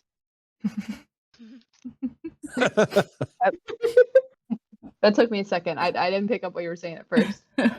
Oh, you know, where you chop them in half and all of a sudden there's another one. Yeah, that. No, got it. So that's Yep. why I was using my hammer. But it's okay. I can still use it. It's just not going to be that great. And also, just so you know, I'm pretty tired, so I may not get as pissy as I usually am. All right. Just a heads up. That's fair. Yeah. You can't get angry Well- until you rest again? Yeah, I need a rest. Okay. This is going to be fun. Well, Yeah. if no you kidding. want to take a rest in front of the toy factory, and assuming anything comes out, you'll deal with it then, that's fine. I don't think it's a good idea to sleep there. Do you need a short I mean, I'm rest healthy or enough. long rest? It would Yeah. be a long rest. Long. Okay. Yeah. So let's just go for it. Let's just go for it. Okay. I guess What's we the have worst to- that can happen? Yeah. Yeah, exactly. We all die. Golems and Oh, ghosts Merry and Oh, Christmas. cheery. well, Happy New Year. I guess that we had gotten a short rest while walking around and shopping and stuff like that. Has it been an Well, hour? we'll say you can take a short rest. Okay, yeah. Just to get my Yeah. wild shape back from And- when we jumped over the chasm. Okay. Anybody else need to do anything short rest wise? I'm using my arcane recovery to what is it? To get all my level 2 spell slots back. So I've lost 1 and then I have 3 again. Okay. Cool. All right. Oh, it sucks. So you approach a low building. It's a low, small building, and you actually, probably some of you are thinking, how can this be a factory? Because it's so small. And then you realize it's actually just like the entry foyer extension of what must be a larger structure that's buried in the deep rock of the cavern itself. It's tall enough that none of you have to bend down, but it's definitely close to scraping the upper tips of the horns on Byleth. And it's a double wide door, and you can see metal tracks that come out of it as if somebody uses it also to push out things on a cart, like a rail cart. Well, good luck. A couple of the guards standing there look at you, and they immediately start whispering. And Satina hears the words, 2-1. No, 3-1. Can I get in on that? "Do you speak Gnomish?" No.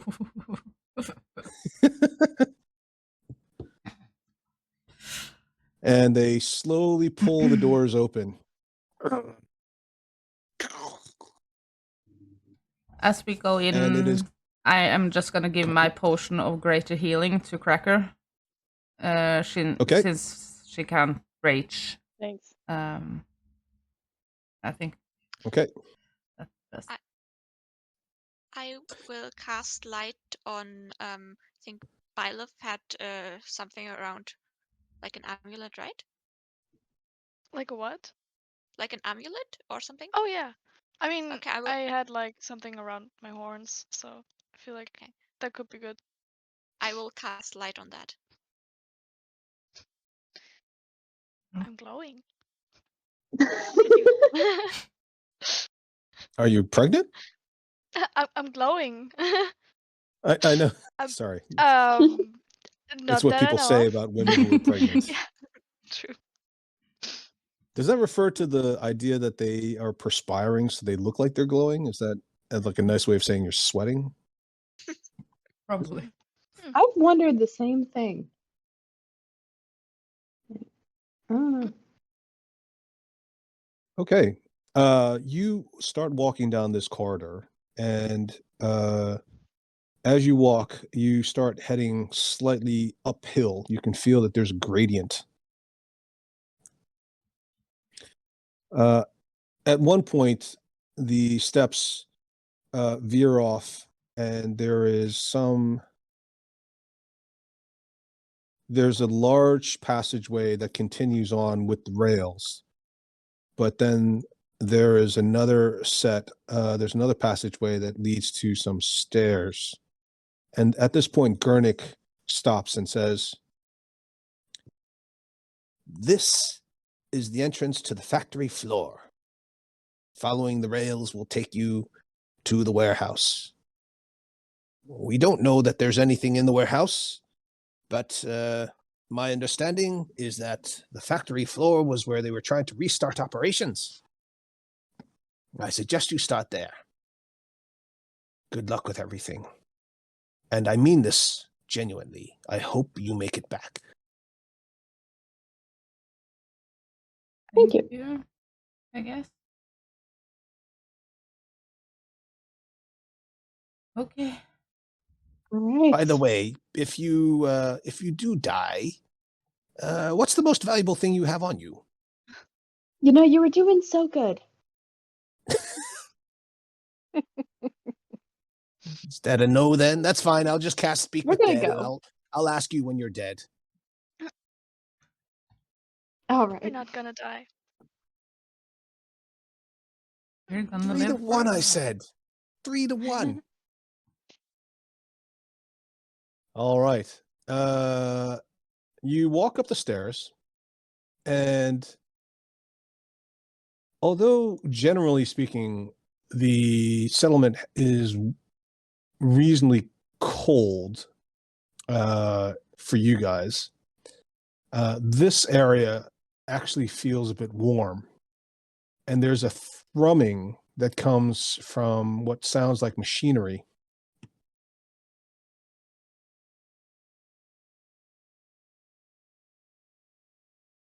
Well, I pull out my great axe. I'm ready to whatever to whatever. Okay. Yeah. Where are we? There we are. And Is there- you see what appear to be 3 sets of machines, loads of boxes everywhere. There are all kinds of things scattered, broken bottles, a few dead bodies. There's one dead body right here by the stairs where you've just come up. There are boxes that are open. There are boxes that are closed. There's a lot of dust on a lot of the boxes, but there are also things that look like they are fairly new, and there's actually a freshly cleared path of people obviously walking around between the stairs and parts of the room, such as the tables here and especially in this area. Hmm.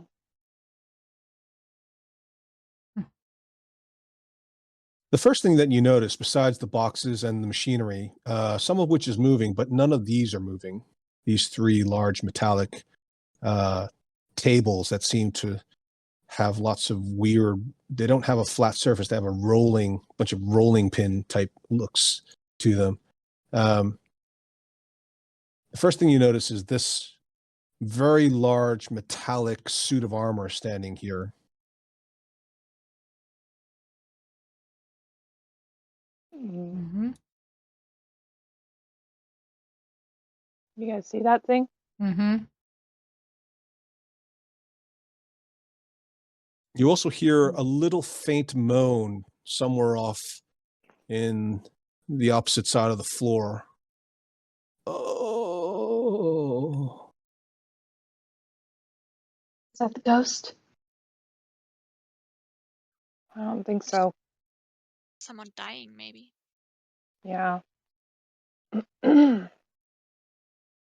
should help them, right? Yeah. Yeah. Maybe you should stick to the wall here. See if we can go Probably a around good that, plan. whatever that is.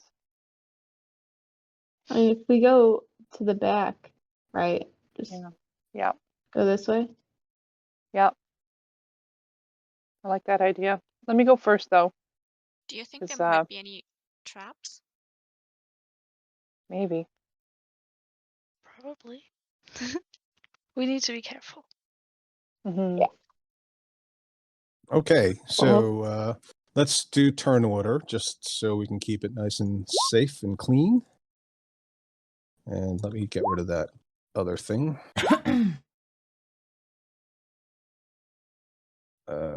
Oh, you guys have already rolled your initiative. Okay, fair enough. We're eager. Mm-hmm. Yes, you are. Good, good. That's fine. We like eager. Okay, so everybody's rolled. Is that the right number for everybody? Yeah, Mhm. I think so. Wow, got 2 21s. Nice. True. Looks like Orla should go first anyway, because she's got slightly higher dexterity. Yeah. Okay. Can I can't. I mean, I can move. I'll just move behind the behind this wall 30 feet. Okay. Um, The wall, although it is a wall, it's only sort of 2 to 3 feet high. It's barely tall enough for a Sverfneblin to sort of get some protection over. If a full-grown deep gnome were standing next to it, they could see over the edge of it. So all of you are basically, it basically comes up to sort of like your hips or less, right? So if you want to get cover behind it, you can, but you'd have to lie down.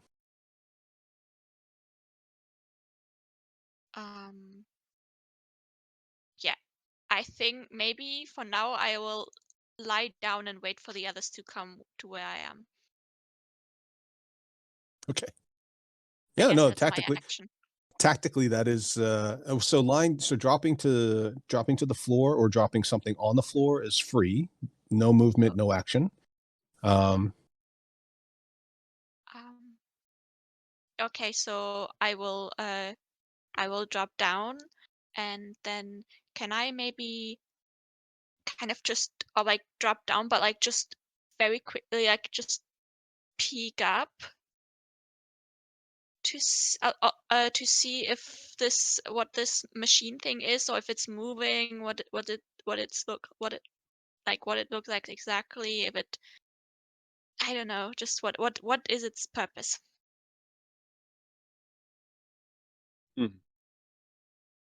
What is its purpose? Orla's background is what again? She's a farmer, isn't she? Oh no, she's a midwife. Right. Yeah. So seeing as how Orla is like such an expert at mechanical things and things relating to metal, she's not going to have any real clue. It looks like a suit of armor. It's very large. It's about 10 feet tall, and it's about 6 feet across the shoulders. So it's really, really broad. It's obviously wielding a sword, but it's just standing without moving. It appears to be inert at the moment. And it can see over the wall, right? So clearly, like, none of you are hiding from it. Mm-hmm. Assuming the head is, the eyes are where the head is, which you may not necessarily know. I guess I want to wait for the others to get to me. Okay. All right. Satina Fizzle. Yes. See, I'm gonna take some movement. Curse these stumpy legs. They're not helpful. And then let's see.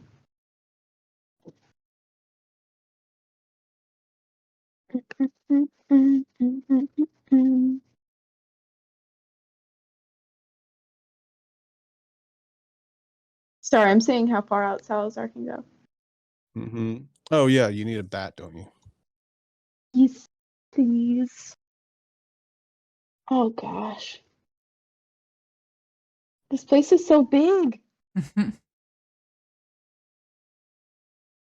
All right. I'm gonna give Salazar a good berry to hold on to. Okay. And that's that. Yeah. Super exciting. Okay. All right. Shall we just say Salazar goes on your turn? Yeah, that's fine. Okay. Delin. Mm-hmm. We haven't seen any. We'll say Salazar always goes after you. How's that? Okay, that works for me. Okay.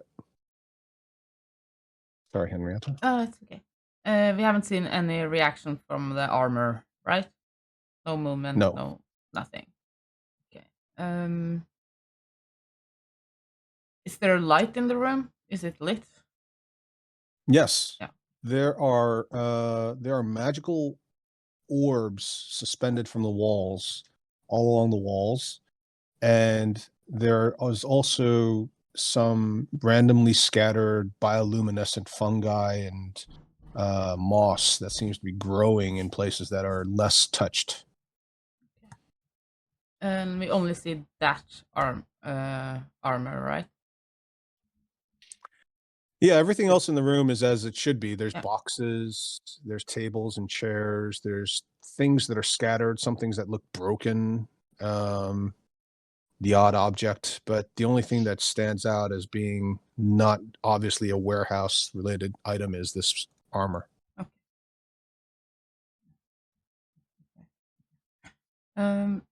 I'm just gonna move to get a little bit closer, I think. So I'm going to dash and move up here. Okay. Yeah. Just to see if I All can right. see anything. Okay. Yeah. That's me for now. You guys can see the whole map, right? Yeah. It's huge. Yeah. Yeah. It's a big factory. Mm-hmm. You do spot a small gnomish sized creature or something in armor leaning propped up against one of the boxes. It's got it looks like it's collapsed or it's injured or sleeping or something, except that you can occasionally hear the groaning of it, which is not very loud, except that this whole room is echoes very heavily because of all the stone.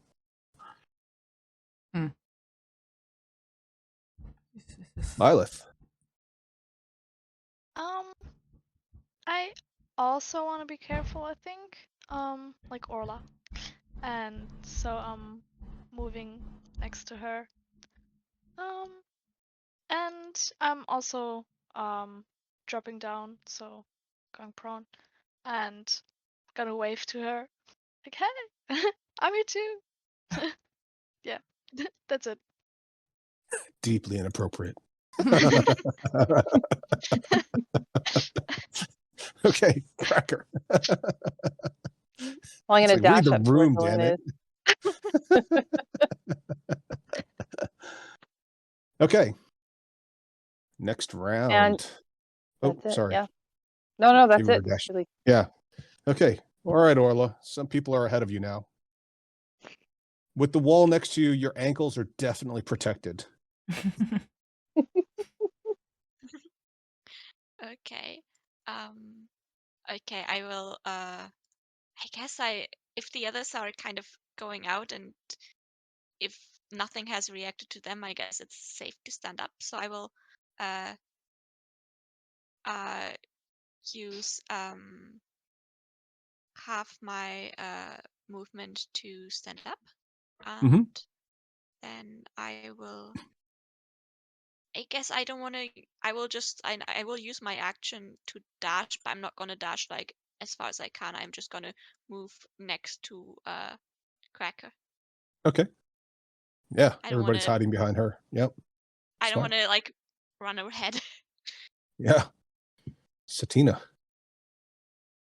Yes. Let's see. Does Satina just man, walk into a room and think, gee, these are all things that can burn in a fireball? I do often, yes. Think about the loot. Don't burn the loot. Don't burn the loot. So I'm gonna move my token. What are you doing, computer? And move up there, dashing. Okay. And I want to send Salazar over to little homie over here. Oh, I can touch his thing. I didn't mean to do that. This guy. Yeah, I've changed it so you can move the bat token. Oh no, not the bat. So to like, I want him to like land on his head and then drop the Oh. good berry. Can Salazar go that far? I mean, I can't telepathically communicate with him anymore. Oh, he's got movement. I'm dumb. Never mind. I was going to say that is one forgot he Speedy has Gonzalez bat. Hold on, let me Some pull up his superpowers. thing. The Roadrunner version of the bat. Oh, that's funny. That is not what I want. What am I doing? I don't know, Maddie. What are you doing? I'm doing my best. That's all that counts. Yeah. No, that's not all that counts. That is not Well. correct. That is not accurate. No, Laura, sorry. Life is not a participation award. Sorry. Oh god. I want my ribbon. Yeah. Is this correct? There's no way a bat can fly 165 feet in one turn, even with a dash. No. No, it's 60 feet with a dash. Yeah, that sounds right. Closer. And this is how we spent Wow. the weekend before Christmas. My bad. I'm sorry. Continue, y'all. That's my It's turn. all right. No worries. Okay. Dylan. Guess I'm just gonna keep moving a little bit closer, or not closer, Mhm. but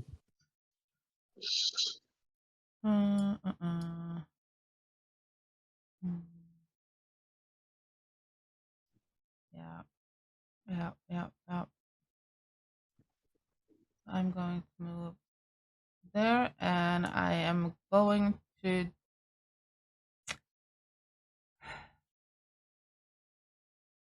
I'm going to hold my action. I'm going to produce a flame and hold my action. So if it attacks us, I'm going to cast produce flame. Oh, okay. You haven't wild shaped yet. No, I'm still Okay. me. Still me. You're beautiful no matter what size you are. Okay. All right. Cool. You produce a flame. Mhm. Nothing happens. Lilith. Also gonna stand up and just dash to here. Okay. Down with the crowd. Yeah. Get in nice and close so somebody casts a fireball. Gets all of you. Always bunch up. That's a good strategy. Cracker. Okay, I'm gonna just dash up to here. Just Okay. get out of the way here All right. of that thing. You can go further than 35 feet. Well, I don't want to get too far from everybody. Oh, right. Okay. Yeah. All right, Orla. My for some reason the what do you call the Lord help me lineal? The what? Oh my god. The distance measure thingy. Yeah. The ruler. Ruler. Yeah, The the ruler. ruler disappeared true. again for me on Roll20. Oh, would you like me to roll it out, measure it out for you? Yeah, yes, please. Can you see that? No. No. I can't see that Can't see either. it either. Really? Wrong layer. Okay. Well, let's see. Slightly. How far out do you want to go? Can 60 I feet. get- You can get past to the edge of this table. Yeah, can I go like behind the table? Now Yeah, I can see sure. it. Yep. I mean, not like just north, but I mean, or just far, but like so I'm right next to the table. Maybe a bit of cover or half cover or something if it has some. Sure. Yeah. I mean, this is a table for Yeah. Sverf Neblin, so it's like literally going to cover your calves. You know, if they sit, if they're 3 feet tall when they stand and they sit down, right, it's going to be like 1.5 feet, 2 feet off the ground. Yeah, but I can always Cute. kind of drop down. Okay. Yeah, sure. Fine. You can definitely get some cover. The boxes, surprisingly, are medium-sized boxes. They're like 6 feet, 7 feet tall, 6, 7 feet on all dimensions. Go here. Sorry, I should say they're actually 10 to 15 feet, depending on the boxes. They're obviously very large. Okay, so as you get close to the table, you see that the table has scattered papers all over, and there is what appears to be a stone tablet. And the tablet has a lot of blood and scrawl marks on it, like somebody scratched the stone. It almost looks like fingernails or claw marks because they're 3 scratches that are roughly parallel to each other. Oh, help me, he says in Gnomish that none of you understand except Satina Fizzle. Speaking of Satina Fizzle. Yeah. No, I got little legs. I'm gonna dash We're coming. again. We're coming. We're dashing as hard as we can. Yeah, honestly. And then Salazar is also going to dash. How high is Salazar flying? Probably about 6, 7 feet up. Not too high. Okay. All right. All right. Delin.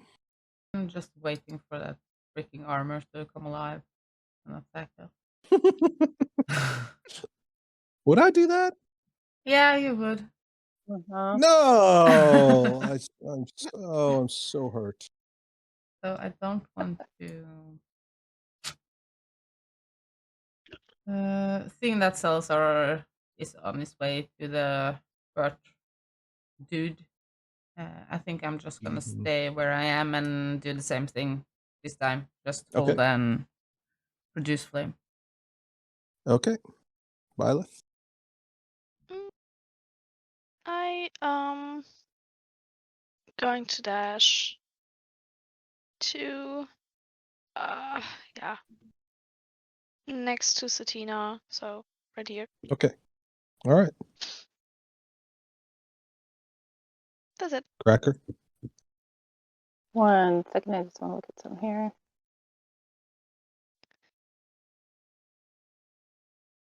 Okay, so I'm gonna go over there. I'm just gonna dash over here. Oh, wrong thing.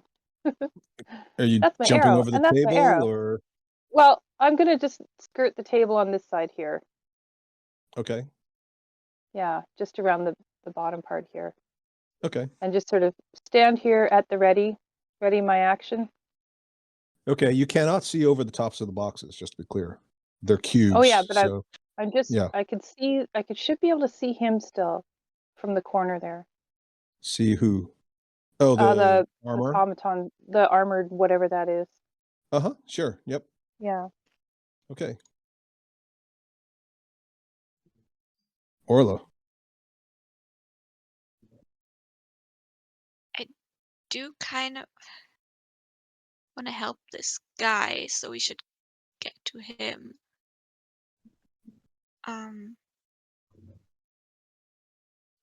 Don't want to dash too far out to him if no one's coming with me.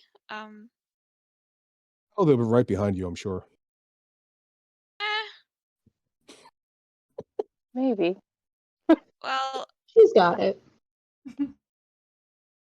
I'm going to dash 40 feet to here. Okay. Can I see anything else around here that's maybe also dangerous?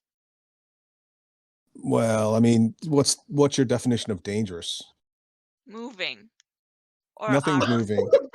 Or creepy armor. There's this guy, this thing, this person or creature or whatever it is slightly moving, but on the sort of, he's injured or dying and kind of just like thrashing very slowly and gently around a little bit. Nothing else in the place seems to be moving, but you do hear the humming of what could be machinery. The tables have all manner of things on them. Half-eaten snacks, it appears like, things on plates that smell like food. There's papers scattered everywhere. You also see a very beautiful little device. It looks like a small dragon. It's very, very small. It fits in it would fit in the palm of a gnomish hand. It's clearly some kind of toy or construction or something. And it's basically sitting as a paperweight on top of some of the papers. It's so cute. I want to loot that later. What's stopping you?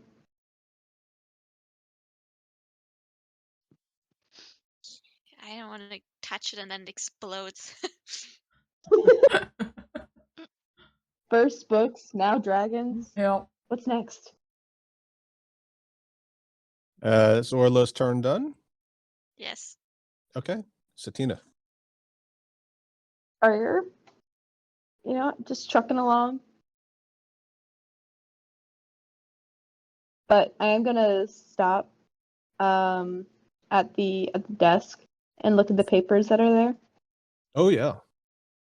Loads of things. And see if any of the papers look like what we're looking for.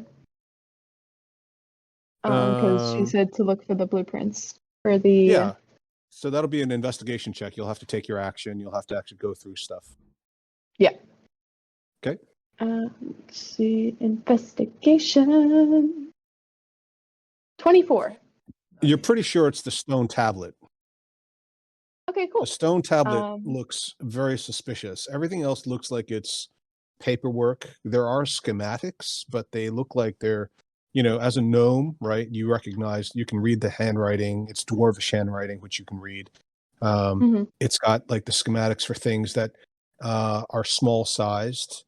There's one that literally is just a circle, but it's got a 3-dimensional image of it. So it's a circle from the top down view, and then it shows you that it's sort of like a 1/2 inch in thickness. And it's called throwing disc. Another one says lizard toy. A third one says nutcracker. But the stone tablet has written atop Shield Guardian. And it says underneath it, 20,000 gold piece order value, schematics for construction. and lists underneath the ingredient. 20,000? It also includes a spell gem as part of the ingredients, the construction materials, as well as several hand spans worth of mithril and some adamantine, gear works, and it goes on and on and on. You'd have to spend some more time to look at it in detail. Okay. One of the schematics also is for a little clockwork dragon. Okay, cool. Let's see. So I'm gonna like look at Orla and be like, this is what we're looking for. As you are touching Should I touch the yeah, well, you have to as an investigation. I have to for check. investigation. Yep. So as you do touch the stone tablet, you hear a little giggle. And one of the boxes pops open,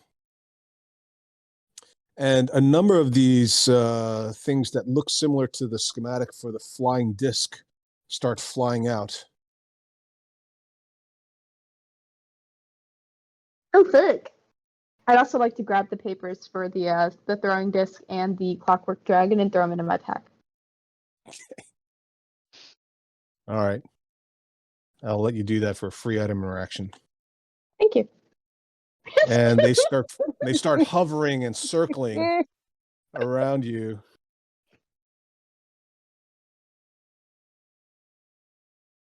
And you sort of hear them just whizzing around in a circle over here at the same time that you're scooping up all the paperwork. The bats, they're actually going to fly over to you on the first turn, and then they're going to hover. Oops, sorry. Where's Satina? There you go. There.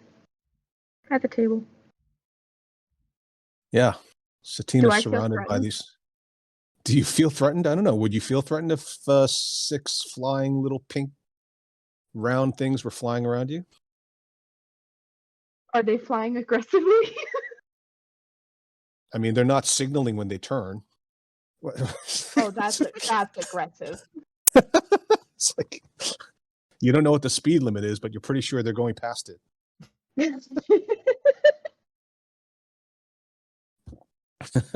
Fantastic. Salazar's probably like, "Hey, I thought I was the guy who's supposed to be doing the flying." Yeah, right? What does It's Salazar stealing his want to thunder. do? Yeah. He can make it in a dash. Okay. And he's gonna drop the good berry. To the dude. Okay. Yeah. He chews on it.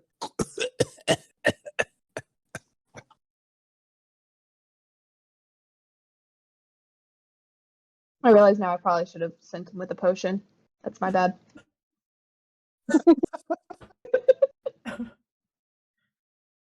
Oh, and I'm gonna just put him next. Oh,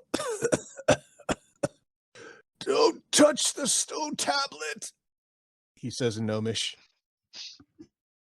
Yeah, bud. A little late. Dylan, your turn. I can make it rain if you want to. That might be handy at some point. I'm just gonna do the same as I did.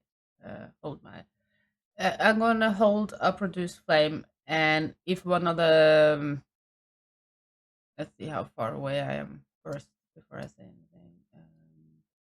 Yeah, I need to move a little bit closer to Satina, and I'm going to hold my produce flame. So if any of the discs attack her, I'm going to cast the produce flame on that one. Okay. Cool. You ready to cast a spell action, basically? Yep. Oh, you've cast the spell, but you are going to. The release It's of actually the- ready to cast. Yeah. Yeah,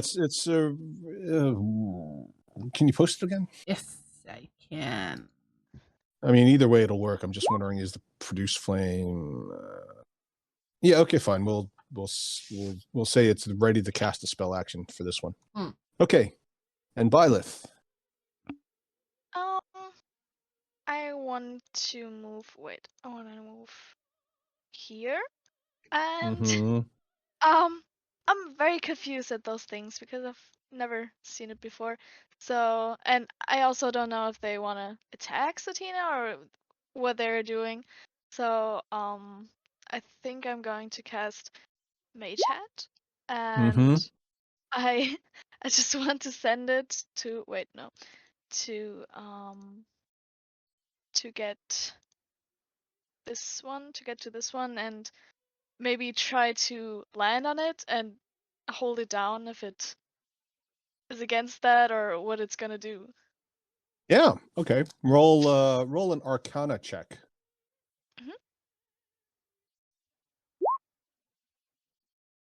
Mhm. You snatch one of these with your mage hand and hold it still in air. And it kind of wiggles. You don't have any sensation in your mage hand, but you can visibly see that it's struggling against your mage hand. Your mage hand obviously isn't very strong, but this is obviously a very weak creature or object or whatever. The flying mechanism doesn't seem very strong. Interesting. All right, just gonna watch it. Okay. Cracker. I'm trying to think of what I make of this. It's what's going on back here? That guy doesn't seem like much of a danger. So I'm going to pull out my longbow and just have it ready. Are you I'm dropping not sure your what's axe? going on. Well, I'm setting my axe down beside me. Okay. All right. And so you draw your longbow, that's fine. And what are you Yep. doing with it? Well, I'm readying it. I'm not sure what's going on, whether these things are attacking, is Satina controlling this? Like, where'd they come from? Mm-hmm. I don't know, these magic people. Is Yeah. that you, Satina? Right. So you've got your longbow ready, but you haven't taken an action technically yet. So so you could ready an attack action, you could I'm gonna ready an attack action with my longbow towards the discs if they attack. so you're gonna I think shoot that's the one the that attacks Satina or Byleth if it does. Yes. Yep. Okay. That's what I'm going for. All right. Okay, cool. Well, you get your choice. 3 of them will attack Satina, and the other Okay. 2 will attack Byleth.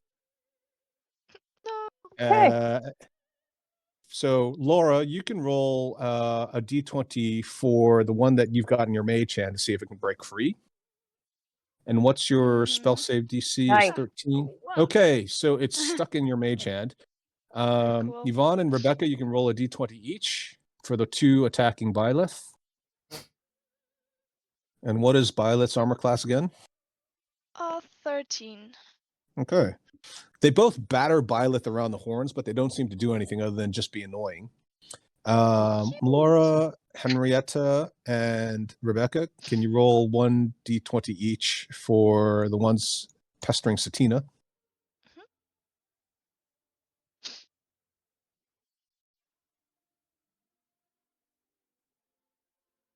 Oh, sorry, 14, 7. You guys let me know what you rolled. Sorry. Yeah. 14, 7, 9. And what's Satina's armor class again?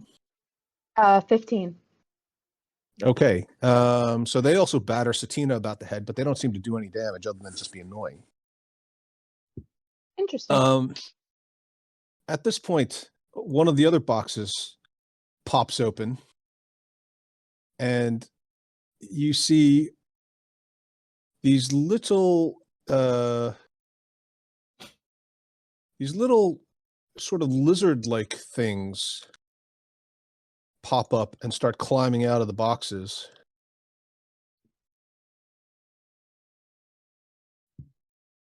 Two of them just jump down on top of Cracker. And because she's got a well, she doesn't really matter. The others will scamper over to Delin. Let's have 3 rolls for the ones against Delin. Maddie, Yvonne, Mhm. and Laura. Yep. What's Delin's armor class again? 10. Alright. Oh, sorry. Dylan's armor class. Sorry. 15. Rolled a 2. 2, got a 16, 16. 10. Okay. So one of them's going to jump on Delin and batter her across the face with its tail. Oh. And you take 2 points of damage as it whips you across the face, and you see the rest of you see a streak of blood come across her face. And the other 4 that will jump down and try to attack Cracker. Let's have everybody roll 1 except for Yvonne. Ooh, Ooh, okay. sorry. Yeah. Laura with the kill. You get 4 points of damage as this one whips you across the face and makes your nose bleed and your eyes are puff up. And that'll be their turn. The thing in the corner, this armored creature in the corner says, "Oh, fuck. You've got to get the ghost or the whatever it is." And you see, as Orla's turn's about to start, this little hovering creature. Oh, that's not the right one. Pop up on the table.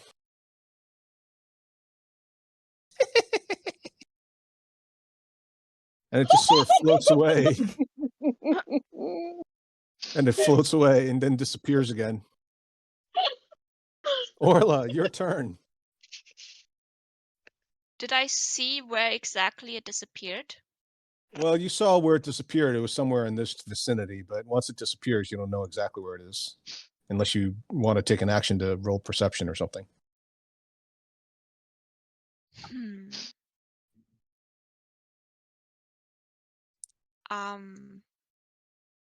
I could. Sorry, it's just a lot of new things happening just as my turn was about to start. Yeah. Well, Okay, so that's how we roll.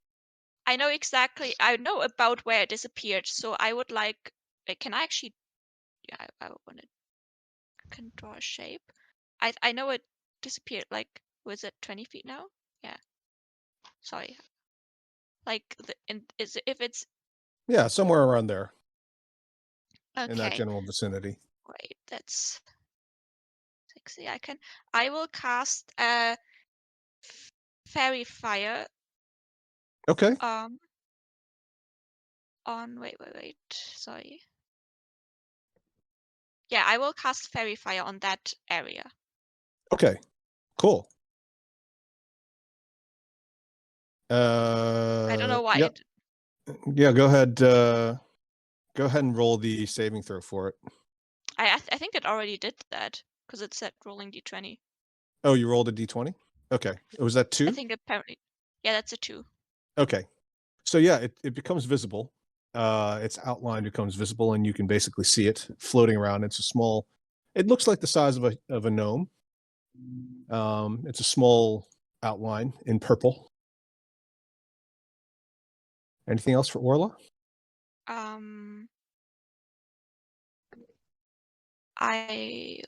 Gosh, can I go?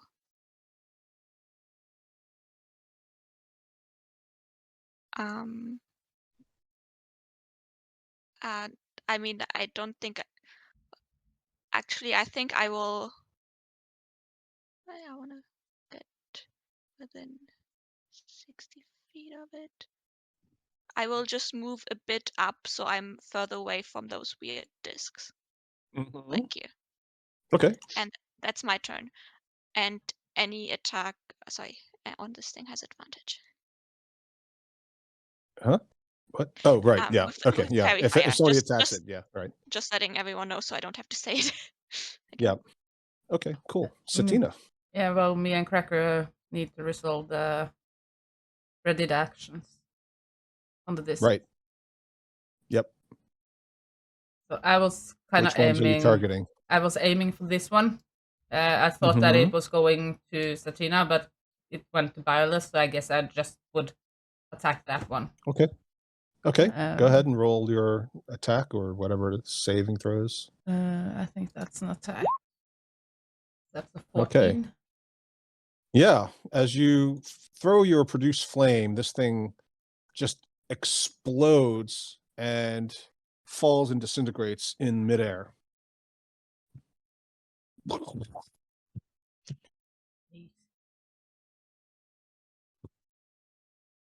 And Cracker, you've got something you can do as well, right? You want to do yours? Yeah. I'm holding my longbow, and as I watch these pink things go for Satina, I'm going to shoot the one closest to me, that one there. Okay. Sure. And I fire off an arrow. Yeah. Yeah. You shoot it right through the middle, and it explodes like a trap shooting target,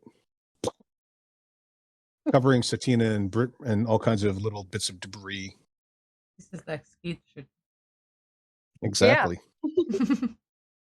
Oh. Satina's, did you get to go? No. Okay. Satina, your turn. Okay. I just want to make sure because it is 12. And Oh, Laura's yes. the chance to go. 11:59. Yep. Well, I was going to keep going to 12. But, oh, now it's 12. Too late. You see, you could have got your turn in, but it's fine. Sorry. All right, folks. Well, have a very nice holiday. I'll see you, most of you, in 2 weeks, I suppose. Have a good Sounds holiday. good. Yeah. We'll see you This, guys. this, Happy this is holidays. somewhat Holidays. Christmas themed. It's great. That little gnome guy, he got me. He got Yeah. me. He got my heart. Okay. I'll see you guys in 2 weeks. Yes. Bye. Hey, Bye bye. bye. Okay. Bye. Bye. Have a nice week. You too. Yep.